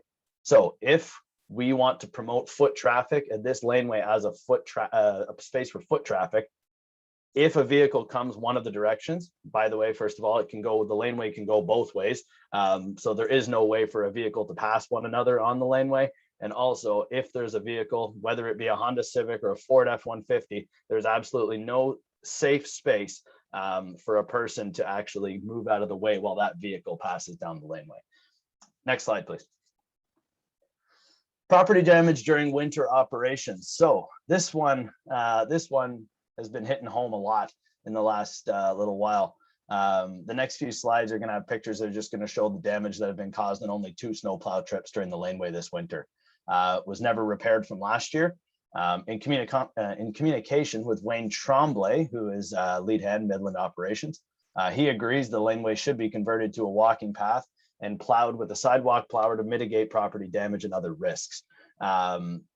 Last winter, I had a conversation with Wayne and another member of Midland operations, and they agreed to shut the laneway down as a partial closure.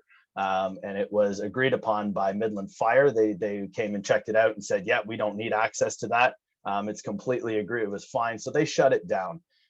This year, and I look to get hopefully an answer on this. When I reached out to Mr. Tremblay and asked him why he didn't do the exact same thing, was shut the laneway halfway down again. He said that council had instructed him to continue plowing the laneway. So maybe I can get some clarification on that once I'm done going through this here. Further context before I get into this, the laneway is approximately 7 feet wide, property line to property line. The average width of a Cat 420D backhoe used to plow is a 6.9 foot wheel width. The blade is outside of that. The average width of a Ford F-150 truck window to window is 7.12 feet. So if you're looking at that laneway of only on the property line, every single time Midland Operations has come down my laneway, not my laneway, the laneway, with the backhoe, they're ripping up grass, they're ripping up property. And anytime a truck comes down that laneway, I can stand on my own property and get decked in the head by a window of a Ford F-150, which doesn't really seem like an ideal situation. So if we can go to the next slide, please.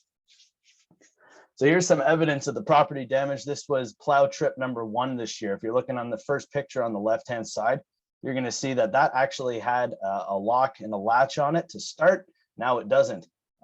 This was hit on the, and if you go to the second picture, my fence, the snow was pushed up against my fence. And if you look at the second panel in, you'll see that it's leaning now on an angle. That was because the snow was pressed up against it, compressing the fence, and now my fence is actually half hanging off, so that it doesn't actually operate as a gate. So that's one issue there. And the fence leaning on its side now is going to need to be repaired at a cost to the township. Mr. Murphy, I'll remind you have 2 minutes left, okay? That's absolutely perfect. Thank you Wonderful. very much. Thank you. Yeah. You will see the pictures on the right-hand side. That is all of the grass that was chunked up by the backhoe blade that was too wide for the laneway from the top end all the way down. Next slide, please. Further pictures, you just see more of the grass and everything that's been torn up. Let you just have a quick look at that slide as well. Middle one, you see the broken fence, and then that is the grass on my neighbor's property on the opposite side that's been pushed up. Next slide, please. A little bit more, and I don't need to get into the damage that you can obviously see. Next slide, please. And one more. Perspective on how narrow the laneway actually is. That's our property line, and that's what they're sending a backhoe down and expecting a truck to be able to go down safely with pedestrians passing. Winter months, let's go to the next slide because I don't want to make sure I get this in time. I'm going to read this. This is from Wayne Tremblay, copied Councillor Bill Gordon and myself. We stopped performing winter maintenance. It's quite understandable just by looking how congested the laneway is. The fences that border the laneway are being damaged. Pile of snow blocking the laneway is periodically removed as it accumulates. The rest of the year, it's simple to understand the danger of getting hit by a vehicle due to the door of the house is 4 feet, and that's the house, not the edge of the porch. The laneway is to accommodate pedestrian traffic, then it should be narrowed down for people to walk, and we can plow it open more easily with sidewalk plows. Next slide, please. So I propose that it be partially converted to a pedestrian walkway. The proposed space is from Dominion Avenue partway up where the resident uses it to access as a garage. This keeps the laneway safe for residents, allows pedestrians to remain, traffic to remain possible, operations to have an easier time plow it, and the residents of rental units closer to Hugel Avenue have access to their parking locations. This notion is supported by parties who have property adjacent and Midland operations. Next slide, please. Right there is the proposed walking path that gives everybody on the laneway access to all property that they need by road, but helps to provide safety and mitigate the risk to myself and my family on the adjacent property in McCullough Lane. Thank you very much. Thank you very much, Mr. Murphy. Great presentation. Thanks, sir. Appreciate it. Coming to council is never easy, but you did a great job. Thank you. I have a question for you, and then I'll turn it over to the others. I had the pleasure of owning a house on the other side of Hugel on 4th Street, and I parked on the only parking I had for my house, it was 295 4th Street, was on the laneway. Is there any parking on the laneway now, or does everybody have front parking? Because there was probably 10 houses that relied on that laneway. If we were to close it to traffic, we wouldn't be able to park. I just curious. So we had the same concerns. There's no question. Sounds like yours might be a little narrower, but we definitely had issues. But just curious if that could be the case. Great question, and I just want to confirm. Am I on a time slot here? Am I okay just to kind of answer a question? We're gonna ask some questions, so you'll be time to answer. We just like to keep the presentation 10 minutes. Absolutely. Okay. So when you're accessing the road from Hugel Avenue and you're accessing the laneway, there is the parking lot for the law firm that's there. And then there's there's a units and houses right on the corner that use the side of the laneway there as parking, as well as the law firm there as well. They still use that for parking purposes, which is why my proposal is a partial closure of the laneway, or not closure, sorry, partial alteration to the laneway to be a walking path. And it's effectively half the laneway.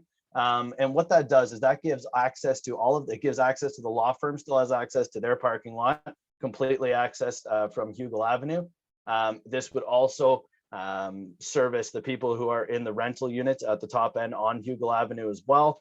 And there's also a gentleman who has his garage approximately halfway down the laneway that he uses as a parking space. And that's where I propose that the walking path end. So if we were able to convert that, everybody that would need parking still has access to parking, but we just don't need through traffic because they have more than enough access to Hugel and Dominion. Hugel and Dominion from 3rd and 4th Street.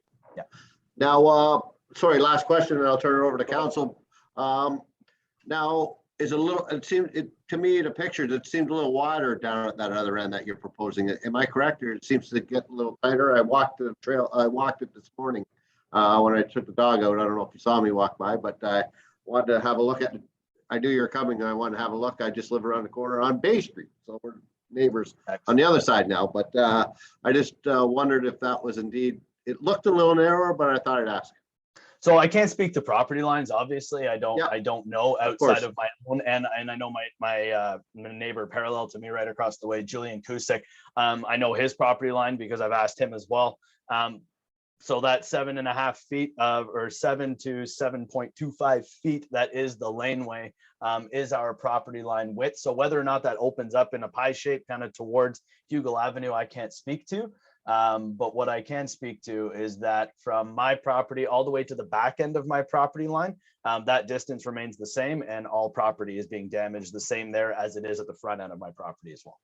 Perfect. Thank you so much, Mr. Murphy. And I must say, you are getting a few brownie points for that Leaf logo behind you. I know they got quite a few diehard Leaf fans here, so you're definitely getting a couple of Boris points. I see Councilor Chesky smiling. He's the biggest Leaf fan of us all, and I think him and Mr. Deneau. So anyway, honestly, good for you. If I had have known that was poking out there, you never know when you're going to get the wrong. If you had a Bills jersey on, you'd be no problem. Anyway, take care. Thank you so much, Councilor Gordon. I see you have your card. Yes, thanks for the presentation. I'm glad you're able to virtually join us tonight. So I guess the $1 million question is the ask, right? And the what? Sorry, you just chopped out there for a moment. The ask, like what we're looking to do here, and what I don't want to do tonight is put Mr. Campbell on the spot and ask him for his opinion on your presentation. I mean, it's fun to do, but I don't want to do that to him. I think what I'd rather do, and I don't know if one exists already, is get a motion in to have staff, and we won't be able to just. We have, Councilor Gordon, we do have a motion, and we do. Yeah. Oh, all right. Well, that's good. Yeah. Then I don't need to put one in. I can delete the one I was typing while you're talking. So you're good. The key here is we need to discover whether redesignating a pedestrian makes sense. How do we preserve access for the aerial strung services that are in that laneway? The hydro, I think it's hydro, cable, phone, etc. So that those trucks and bucket trucks can get in when needed. How can we, I also want to make sure that Wayne, who, I really appreciate, gave you some of his, learned opinion based on his experiences working for the town. I'm just going to put that out there. I hope he's not going to get spanked for doing that, because he's not binding the town by giving you his opinion. He's just giving you his opinion. I would hate to think that any of our staff were spanked for doing that. So that's just my official take on it. Wayne, if you're watching this, please don't stop talking to residents and giving your opinion. We all know that you're not binding the town to anything. You're just giving your opinion. So attaboy, thanks for doing that. But I would definitely support having staff look at the proposal, figure out how we could pull this off to keep your property safe, keep people's walkability and things that I know Councilor Main just loves. Keep that, happening in the laneway. Make sure we're not depriving any of the other residents who may use it to, I don't know, load their firewood or something in their backyard. Let's just make sure it's accessible when it needs to be, and it certainly is not deserving of being a road when we have alternatives. So I share your concerns wholeheartedly, and I appreciate you coming tonight.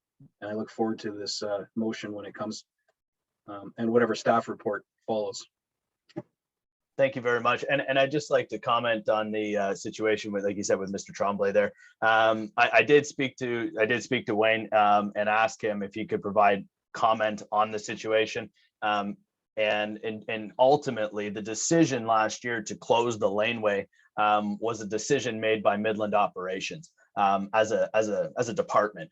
So that was not, and I'm in no way suggesting that was Wayne Tremblay who made that one decision on his own. No, this was an operations department who made a decision about a laneway being an unnecessary throughway in the winter months. And therefore, this is kind of spun off into my proposal through correspondence with Councillor Main, thinking about it as a pedestrian walkway to serve the overarching needs of the community in the summer and also the winter months. So hope that provides some clarity, and I appreciate your feedback. Thank you very much.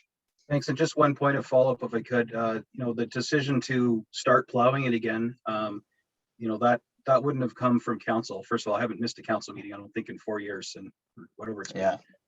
And we don't give that kind of in the weeds direction to the operations department. That would have been made by a department head, I'm sure. Yeah.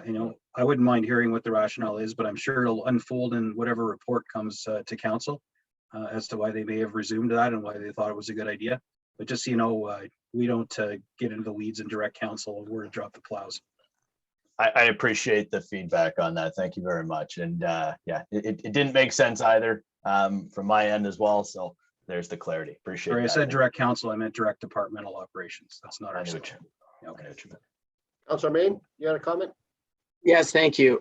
Thanks for bringing this forward as a deputation. I just want to quickly clarify. So I don't want to have any of my comments taken out of context, because the reply to you, I actually spoke not in favor of closing the laneway because of a few reasons. No, and I think the seasonal closure, I think that seems to be working. And I think in the summer times, as you mentioned, there's probably a bunch of mitigating things that we can do for dangerous driving, for safety and stuff like that. I did want to make a quick comment that one of the strongest reasons for keeping it open would be for the potential of housing. And you're going to say, oh, there's already houses on this laneway. But as we're thinking of second units, tertiary units, there's a parking lot that's for the accounting firm. That's a potential development lot. There's 2 lots on Third that back onto it. Even your house, it's not the biggest of, you might not be able to build an accessory, but in 20 years time, you could potentially be expanding for your son who's 20 or whatever, getting out of university.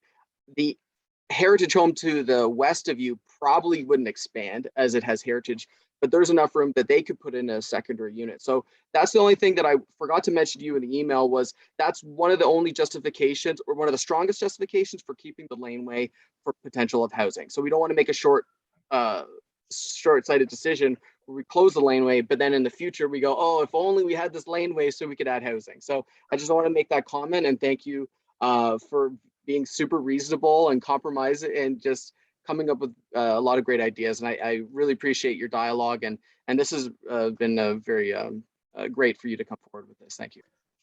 Thanks so much, and I appreciate that. And just to point out, and I want to clarify for all of council, the context of Councillor Main's email was to my initial proposal to the closure of the laneway, to which you did not agree, but very explicitly, and I respect that. It was your response that has prompted my thinking when you mentioned how narrow the laneway was, contextually or not. That's a fact. So that's where my thinking has come from that. And just to touch on the first point you made the point about seasonally it being something that could shut down. Seasonally it hasn't been shut down, and they've continued the plowing of the laneway and continued decimating the property. On every time it snows, I find more damage. So it's something that definitely needs to be addressed, whether in the full context of what I'm proposing or in some other context as well. There has been mitigating factors put in place. They did put a speed bump in there. Now people like to go to the speed bump, slow down, and accelerate after the speed bump. So that's a great bonus. Sarcasm intended. So as much as the mitigating factors are there, I'm here because they're not enough. And I respect your position, but that is definitely something that we need to continue the conversation. So thank you very much all for your time. Thank you so much. Any other questions or comments with regards to this item? Councillor Wachewski, and then I'll go to the workshop. Councillor Thank you, Mr. Chair. I appreciate it. Yeah, my question was going to be around the residents of Fourth that use that back lane. I best buddies down there, another good diehard Leaf fan like us, and he does park his vehicle around back. I'm not sure if it's just the winter months he does that, but it sounds like you've addressed that, and it would only be a partial part of the trail. The other thing I wanted to comment on is you mentioned that you and your neighbor adjacent have 7.25 feet between you guys, and it doesn't take a building permit to build a fence. So if you guys both put up your first fence post this year, I think you've solved your own problem. You have 2 inches of clearance, less than 2 inches of clearance for an F-150 to get between them. But I appreciate that you've brought this to council and you've done it. Can you clarify that? Can you clarify what you mean by that? Because what do you mean by build a fence? You can build a fence on your property line, right? Well, there's already a fence there. It's been broken by the plows. But didn't you say there's 7.25 feet between property line and property? Is that fence to fence? Or is that property line to property? It's the same thing. I think that line is owned by the town, believe it or not, and his property line ends, and there's 7 feet between the two of them. Yes, that's easement by the town. Yeah, and there's not enough property to put a fence on my property legally between that and the laneway that is owned by the town. So that wouldn't be a feasible option. So your fence is on your property line. Sorry, your fence is on your property. If it wasn't our property, we wouldn't be plowing it, and we wouldn't even have the problem. It'd be 10 feet of snow in some years. So I misunderstood. Yeah, I misunderstood. I saw the picture of the garbage cans, and I understood that. I thought it was the outside of the garbage cans was your property line, and I saw the fence in the back wasn't quite that far out, so I thought there was some room there for. It's getting late. I apologize, and I certainly support your proposal. Thank you very much. Thanks for your time, Worship. Thank you, Deputy Mayor, and thank you, Mr. Murphy, for the presentation. Have you consulted all the neighbors on that lane? I see a councillor shaking his head. I've consulted all of the. I've consulted all of the neighbors that my proposal would impact, because everybody else on the upper end of the laneway, including and I hope I don't botch this, Councillor Oshevsky's buddy who lives. I'm assuming he's the one who pulls the truck into his garage at the back there. He was not affected by the closure last year because he still had full access to his to the garage. So therefore, everybody from then back to me has been consulted and understands that I am bringing this to council and is completely well aware of this, and has been overtly supportive of this being converted to a proposed walking path, because we do like the option of having people walking in and around town and making it accessible to the community and not shutting that aspect down. However, actually, I mean, that's kind of it. Absolutely. So yes, anybody that this would impact has been communicated with. I see. So the next question is to Mr. Campbell. And is it that this is an open roadway that's subject to particular regulations, Mr. Campbell, and that would require a specific process closure beyond council?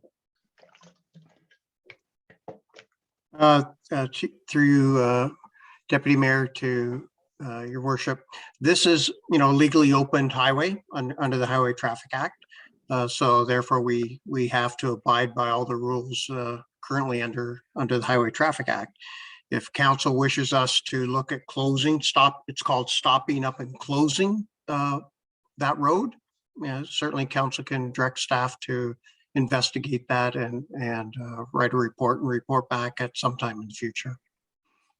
Thank you, Mr. Campbell. Thank you, Mr. Murphy. Thank you very much. And I'd like to point out that I'd be more than happy to meet with staff if they do decide to perform any form of site inspection, just to be more specific about and I'd be happy to get it in writing from the residents adjacent who would be impacted. That wasn't feasible. I'm not knocking on doors during the pandemic, unfortunately, right now, but I'd be more than happy to provide that information when the time comes, and I'd be more than happy to meet with them and actually show the specific spaces that I propose be converted. So thank you very much, Your Worship. Thank you very much, Mr. Murphy. I don't see any more questions or comments, so we do have a motion. I'll throw on the floor. Moved by Councillor Chesky with your permission, and second by Councillor Gordon with your permission. Both fine. Thank you. That further to the deputation provided by Mr. Ryan Murphy regarding proposed conversion of McCullough Lane to a walking path. The matter be referred to staff with the report be brought forward at a future meeting. All those in favor? Hold them up your card again. 1, 2, 3, 4, 5. All right. There you have your motion. So we'll be going to staff and report will come back at a later date. So thank you very much, Mr. Murphy. You're one first step in the process. So thank you so much. Excellent. And just to confirm before I leave, and just fire a quick note of thanks to everybody for my time. Will I be communicated with and by staff when they go to make that next step? I'm sure at some point staff are very good at doing their due diligence, and they'll start investigating what needs to be done. And I'm sure you will be reached out to at some point. Excellent. Okay. Well, thank you all for your time and your feedback. I appreciate it and take it all to heart. Thank you very much. Thank you so much. Thank you, Mr. Murphy. Ciao. Next on the agenda, we have a report. Sorry, nothing was withdrawn from the consent agenda. And we do have a verbal update from our CEO to provide a COVID update. Mr. CEO. Thank you, Deputy Mayor. I'll be brief on the COVID side. I think most of us are aware of the situation. If you did not see the provincial update from the Chief Medical Officer today, I think to summarize that, I would say there's cautious optimism, emphasis on the caution portion of that. They are tending to see, they expect there might be some peaking of the infections over the next few weeks, but they're carefully watching that.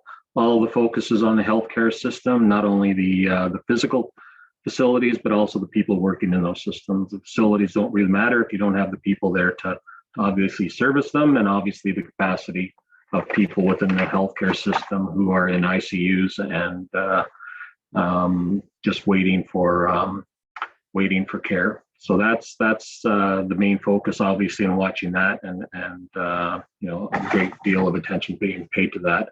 On the town side, we remain open. I think we all know that we're encouraging appointments wherever possible. Obviously, we're encouraging our people to work remotely if they can. I've heard the phrase "live at work" is what people are doing. So I think we're all getting very tired of this and wish we could be together in more physical circumstances, but hopefully that's coming soon. Reinforcing our protocols, obviously, for distancing, masking, and screening. We've updated our procedures for our vaccination procedures, and today in today's council meeting, you also saw the update to the policy for council committees and boards. So those were updated with the new isolation periods and the requirement for testing, which isn't as restrictive for PCR testing. We're managing the absenteeism, I think, fairly well. Most municipalities are obviously watching that very carefully. There have been certainly impacts of some of our ability to deliver services. However, I think we're really doing our best to do that with the isolation guidance that we're given, and people just aren't feeling well from time to time. But again, we don't see any risk to especially the essential services in particular, but all services we're being able to deliver those. And the last thing I'll say is a shout out to our staff for trying to find a way to help encourage people to get outdoors. And I think the small rink that was made at the rec center has been quite a hit. So I think a great demonstration of our staff trying to think out of the box. So I want to thank them for that. Very much, Mr. Duno. Any questions or comments for Mr. Duno? Councillor Main? Yeah, just a couple quick comments. A huge shout out to the downtown pharmacy. Arcade and Jory hit 15,000 vaccine shots last week. The one pharmacy downtown, and they're doing a great job. I think the number at a rec center was around 44,000 vaccine shots, so that's amazing. Thanks again for the fire permit. If you don't know, we waived the fire permits so people don't have to go into town hall, but there's also a nice little fact sheet about what is and what isn't permitted. I thought that was very helpful, very useful for residents. But just a quick question is, I see some of the other cities, Ottawa is monitoring their wastewater for COVID as we are, but they have these amazing, websites built that are showing almost real-time tracking. Obviously, we don't have that. I was just curious, what's the lag between the researchers that are looking at our wastewater for COVID traceability and then getting that peer reviewed and then published or whatever. Obviously, there's a bit of a lag and we can't look real time at this, but just curious for any further information on that, especially with this Omicron wave. Thank you. Mr. Campbell? Through you to Councillor Main. Our wastewater COVID data is on the Simcoe County's mental health unit's website, and it's only a week out or so lagging, but there's really good data. You can sort the data a couple different ways, but all of our wastewater COVID data, and you can see the tremendous spike higher than it's ever been in this whole pandemic has been in the recent few weeks. So it's really interesting data on the website. Thank you. I didn't know that existed. Just found it. Thank you. Any other questions, comments? I see none. Thank you very much, Mr. Deneau. Greatly appreciated. So that brings us to the end of this committee of whole. I have a motion moved by Councillor Cunningham, second by Councillor McGinn. That committee of the whole rise and report. All those in favor? You forgot number 16 and 17. Did I miss something? 16 and 17. I apologize. Let's put this motion to the side. I'm very sorry. General announcements. We have, sorry, number 16. Anyone have a notice of motion to bring forward this evening? Councillor Gordon, I see you have one. Yeah, right. I figure I better get one in before they get yanked. Very okay, sorry. so mine's simply that Midland follow the example set by Barry and implement a program whereby downtown pay parking related tickets can be quashed by having the offender produce a sales receipt from a local downtown business for the time when the offense was noted. I'll put that, send it into the wonderful the clerk. But just so you know, I mean, it sounds like we got the pre-announcement of an announcement, which is sort of typical of our premier, that hinting at some changes are coming at the end of week. If capacity restrictions, are become a thing of the past again, then I'll probably just withdraw this before the next meeting. But anyway, we'll play it by ear. So I throw it out there for now, and we'll talk about it in 3 weeks or whenever our next meeting is. Let's hope it is withdrawn. So yeah, let's hope we are back to a little more normal. But thank you so much. Any other notice of motion coming forward? Councillor, Mayor Strathern. You're on mute, sir. The old mute button. Thank you. So it's basically dealing with the development at Y Heritage Marina, and it's a motion which would basically create a placeholder for participation of the town of Midland in the subsequent events. There is going to be a public meeting, I believe, on February the 10th in Tay Township, and we have an opportunity for input. So the motion would basically read that regarding official plan amendment 2020 OPA-01 and zoning bylaw amendment 2020-ZBA-02 for 3282 Ogden's Beach Road, Tay Township, Town of Midland. Council directs staff to provide the following comments to the Tay Township clerk in advance of the forthcoming related February 10th, 2022 public meeting. The Town of Midland Council promotes the application of planning principles, practices, and processes that support best practices in community planning and are in accordance with Ontario's policy-led planning system, including all related legislation, policy, and regulations. And that the intent of this is to create a placeholder for the town in any subsequent proceedings. So that's the motion. I guess do we have a meeting, another council meeting before this? We do. I see a shake hand. Perfect. Thank you. All right. Thank you, Your Worship. Any other notice of motion? I see none. Any announcements? Councillor Main? I want to give a huge shout out to the Midland Snow Fighters for doing an amazing job cleaning up the town with the snow. Thank you.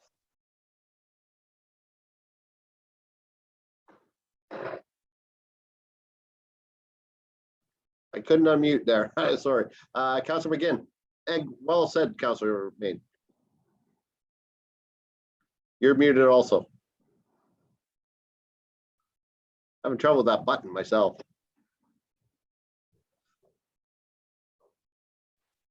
There you go. Okay, thank you. Yeah, I wanted to, this person doesn't live in Midland, but prior to my getting COVID, when I was still active on social media, I put it out there. There's a gentleman by the name of Murray Zaba who gave his 200th blood donation. And I really wanted to highlight that. Also to highlight the fact that he has a very universal donor. So to be doing that, I really appreciate it and wanted to take this time to say thank you to him and thank you to all the other people who donate blood. I know that it's tough to do right now. I know there's isolations. I know there's people being sick, but as the saying goes, it's in you to give. Thank you very much. Any other announcements this evening? I see none. I just want to quickly wish everybody a happy new year. I know it's our first meeting back, and let's hope and pray that we get back to some type of normalcy. I would never have thought when we first heard about COVID that it would be this long. We're now going into our third year. I never fathomed that a bug would shut down our community and our life like it has, but let's hope that 2022 is a fantastic year. And I'd be remiss to say go Bills. We'll move the committee of whole, moved by Councillor Cunningham, second by Councillor McGinn. That committee of whole rise and report. All those in favor? Thank you so much. Your worship, all yours.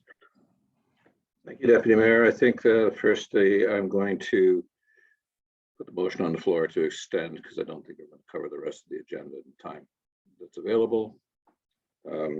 Didn't realize it's that late. So I'm going to need a mover and a seconder to this motion. Councillor Main and Councillor Gordon, thank you. And the motion is that pursuant to section 9.2C of Procedure Bylaw 2018-62, Council agrees to remain in session past 11 p.m. in order to deal with the remaining items included on the agenda. All in favor? Thank you.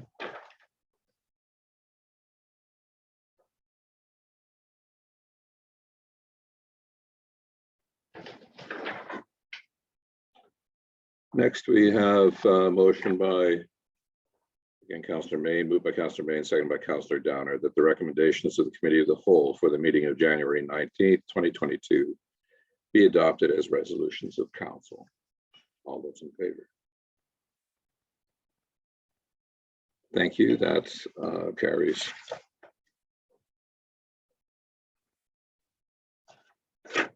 We now move to motions for which notice was given, and there are two motions and they're on the table by me, Deputy Mayor. So would you please take over this portion of the meeting?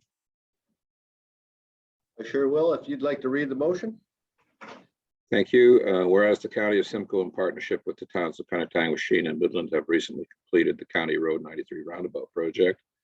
And whereas the County of Simcoe implemented speed limits on County Road 93 when approaching, exiting, and within the roundabout, including a variation between 50 kilometers per hour to 80 kilometers per hour in less than a 3 kilometer distance. And whereas a consistent speed limit of 60 kilometers per hour on County Road 93 leading to the roundabout in both Penetanguishene and Midland should be implemented in order to increase safety and avoid motor vehicle collisions caused by winter weather conditions. Now, therefore, the Council of the Town of Midland formally requests that the County of Simcoe implement a 60 kilometer per hour speed limit on County Road 93 from the new roundabout for approximately 1 kilometer towards the town of Penetanguishene and 1 kilometer towards the town of Midland. You would need a seconder, or someone like to second this? Councillor McGinn, you'd like to second? Thank you very much. Any questions or comments with regards to this? Now, Your Worship, could you verify that this was the same motion that came to Penetang and they've agreed to implement this? No, that's correct. And in fact, if we pass this motion, then it will be provided to the town of Penetanguishene tomorrow. And they will craft a letter on behalf of both councils to the county to request the implementation of this. Fantastic. Councillor Gordon, and who else had a card up? I apologize. And Councillor Main. Councillor Gordon, I'll go to Councillor. Okay, so not trying to do this to be an idiot there, Your Worship, but this was, you voted to pass this the way to keep it status quo at County Council, right? And you said something in the paper that you missed it or whatever, and it got passed. So the key here is that the counties, their own traffic study folks, they're Andy Campbell's, if you will, say the warrants with the MTO don't justify this request, which is why they didn't recommend to do the harmonization of the speed. And so what you're effectively asking is for a. You're on mute now, Councillor. Sorry, I was fiddling with my keyboard there. What you're asking for is basically a motion for County Council to reconsider something that's already been passed, which I totally get. And I'm not even disagreeing with what you're trying to do here. I just wanted to point out the irony that, you were pretty adamant that voting against staff recommendations and county and MTO warrants back remember the four-way stop was doom and gloom and all kinds of bad things are going to happen. You shouldn't do that. And the warrants are there for a reason, blah, blah, blah. And now you're basically asking us to flip that position because it's something that, you want to see done in the community. So again, not to be an idiot, I just want to point out this, this little confliction here. I'm fine with 60 kilometers an hour, but effectively you're asking that the county go against the staff recommendation and the MTO warrants that say that that's not needed. Is that an accurate statement? I'm actually asking that the county follow what they indicated they were going to do in the prior to this all being put in play, and that we follow our own staff's consideration that this be at 60 warrants or not. And in fact, there was a sort of a tacit understanding that it would be 60, and then county fell back on the warrant system, and we're at this whipsaw between 60 and 80 and 50 and again 80 and then 60 and then 50. And so this isn't the first time the county engineering staff have been asked to reconsider their adherence to warrants. And you are correct that for the most part, I would say that, in my opinion, these things are in place for a good reason, but there's always an opportunity to, when our staff are asking and understood that this would be a particular way, that we go with our staff. And while I wear two hats, I'll go with our staff on this one. And to add to that, we are supporting Penetang Machine, who is also requesting the same speed. Councilor Main. Thank you. I think you, Mayor, his worship mentioned it. I believe from the Complete Street 93 report, which was the impetus of all the multimodal infrastructure and then the roundabout, that I believe that report also did recommend the 60 kilometer an hour. So I think we point to the existing traffic reports and references and then, follow that. So, but it sounds like it's going to follow the process and we'll go through the county. So thank you. Thank you. Any other questions, comments? I see none. All those in favor? So carried. Thank you. Next item, Your Worship, you'd like to get it on the table and read it, sorry, and I'll ask for a seconder. Thank you, Deputy Mayor. This has more to do with, it's a process that, I'll read the motion and then we can have a conversation. Whereas municipal governments provide essential services to the residents, businesses, and their communities, and whereas the ability to provide those services is negatively impacted by exponentially rising insurance costs. And whereas one driver of rising insurance costs is the legal principle of joint and several liability, which assigns disproportionate liability to municipalities for an incident relative to their responsibility for it.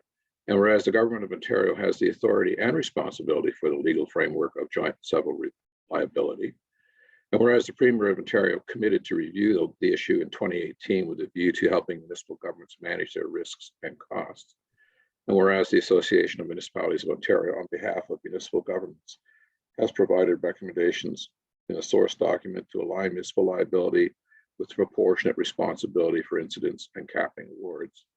Now, therefore, be it resolved that the town of Midland does hereby support AMO's recommendations, And further be it resolved that the town of Midland does hereby call on the Attorney General of Ontario to work with the municipal governments to put forward a plan of action to address joint and several liability before the end of the government's current term, so that municipalities can continue to offer high quality service to their communities. Thank you, Your Worship. I need a seconder. Councillor Downer. Any questions or comments with regards to this item? Great motion, and thanks for bringing it forward, Your Worship. I'll support it wholeheartedly. Any questions or comments? I see none. All those in favor? Oh, Councillor Marion, you had a question? Or just a quick question. So has there been any signaling from the province that they're open to reviewing this? Because this is a perennial issue. Going through AMO is the best venue because they're the provincial organization that's going to deal with this, and they always bring it up annually. But has there been any interest from the province that they're going to be looking at reviewing this at all? As you know, having been on council for a while, when you go to the AMO conference, they have this thing called the Bear Pit. And what that is a questions directly to ministers. And every time this question is asked of the Attorney General or the Premier, they sort of shrink back and to quote a good friend of mine, shuck and jive. So, so that the short answer to your question is probably not, but it is an election year. I understand from the numbers it's kind of close. So they may just decide to act on this matter, although there are some who are of the belief that it's blowing in the wind.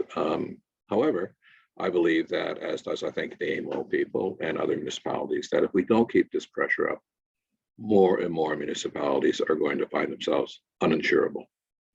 And the consequences of that, given that joint and several are still there, you self-fund yourself, and it would be horrendous. I would not want to find myself in that place. So I think the answer, the cynical answer would be not a chance. The hopeful answer, and the one I think that we keep pushing for, is yes, they'll eventually make that change, and hopefully it's before the next election. Thank you. Councillor Gordon? So effectively, we're adding our voice to the chorus, the AMO chorus, who's lobbying the government for this on behalf of all the member municipalities. So it makes no sense that we wouldn't do that. Joint and several it's a crippling reality that we're faced with. So. Well said. Any other questions or comments? All those in favor? Excellent. Thank you. Your Worship, I don't have the motions in front of me, or I continue, so I'll turn it back over to you. Thank you, Deputy Mayor. Next, we have bylaws. I'm sorry, my papers are slightly disorganized here. So I have moved by Councillor Prost and seconded by Councillor Gordon with the following bylaws. Bylaw 2022-2, a bylaw to provide rules governing the proceedings of its council committees and its members' conduct, and to repeal bylaw 2018-62 as amended. Bylaw 222. I'll start over again. Bylaw 2022-3, appointment of a municipal bylaw enforcement officer for the purposes of enforcing parking and snow removal bylaws within the town of Midland. Bylaw 2022-4, appointment of the municipal bylaw enforcement officers and property standards officers for the purpose of enforcing bylaws within the town of Midland, and to repeal bylaw 2012-63. Bylaw 2022-5, agreement with Her Majesty the Queen in right of Ontario as represented by the Solicitor General for the provision of police services under Section 10 of the Police Services Act, RSO C.P.15 as amended. Bylaw 2022-6, authorize voting by internet and telephone for the 2022 municipal and school board elections and subsequent elections. Bylaw 2022-7, appointment of Shrichandra Kurisetti as a building inspector and to repeal bylaw 2019-39 be passed and enacted. Any comments or questions from council on this motion? Seeing none, all those in favor? That carries. Thank you.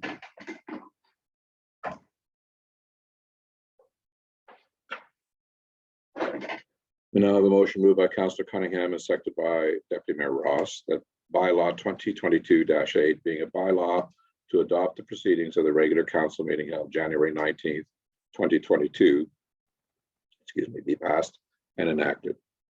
Comments or questions from council? Seeing none, all in favor? Thank you. And finally, we're just over the wire here. Moved by Councillor Olszewski and seconded by Councillor May that this regular meeting of council with closed session adjourn at 11:04 p.m. All in favor? Thank you. So we'll see you next week, council, for the budget deliberations at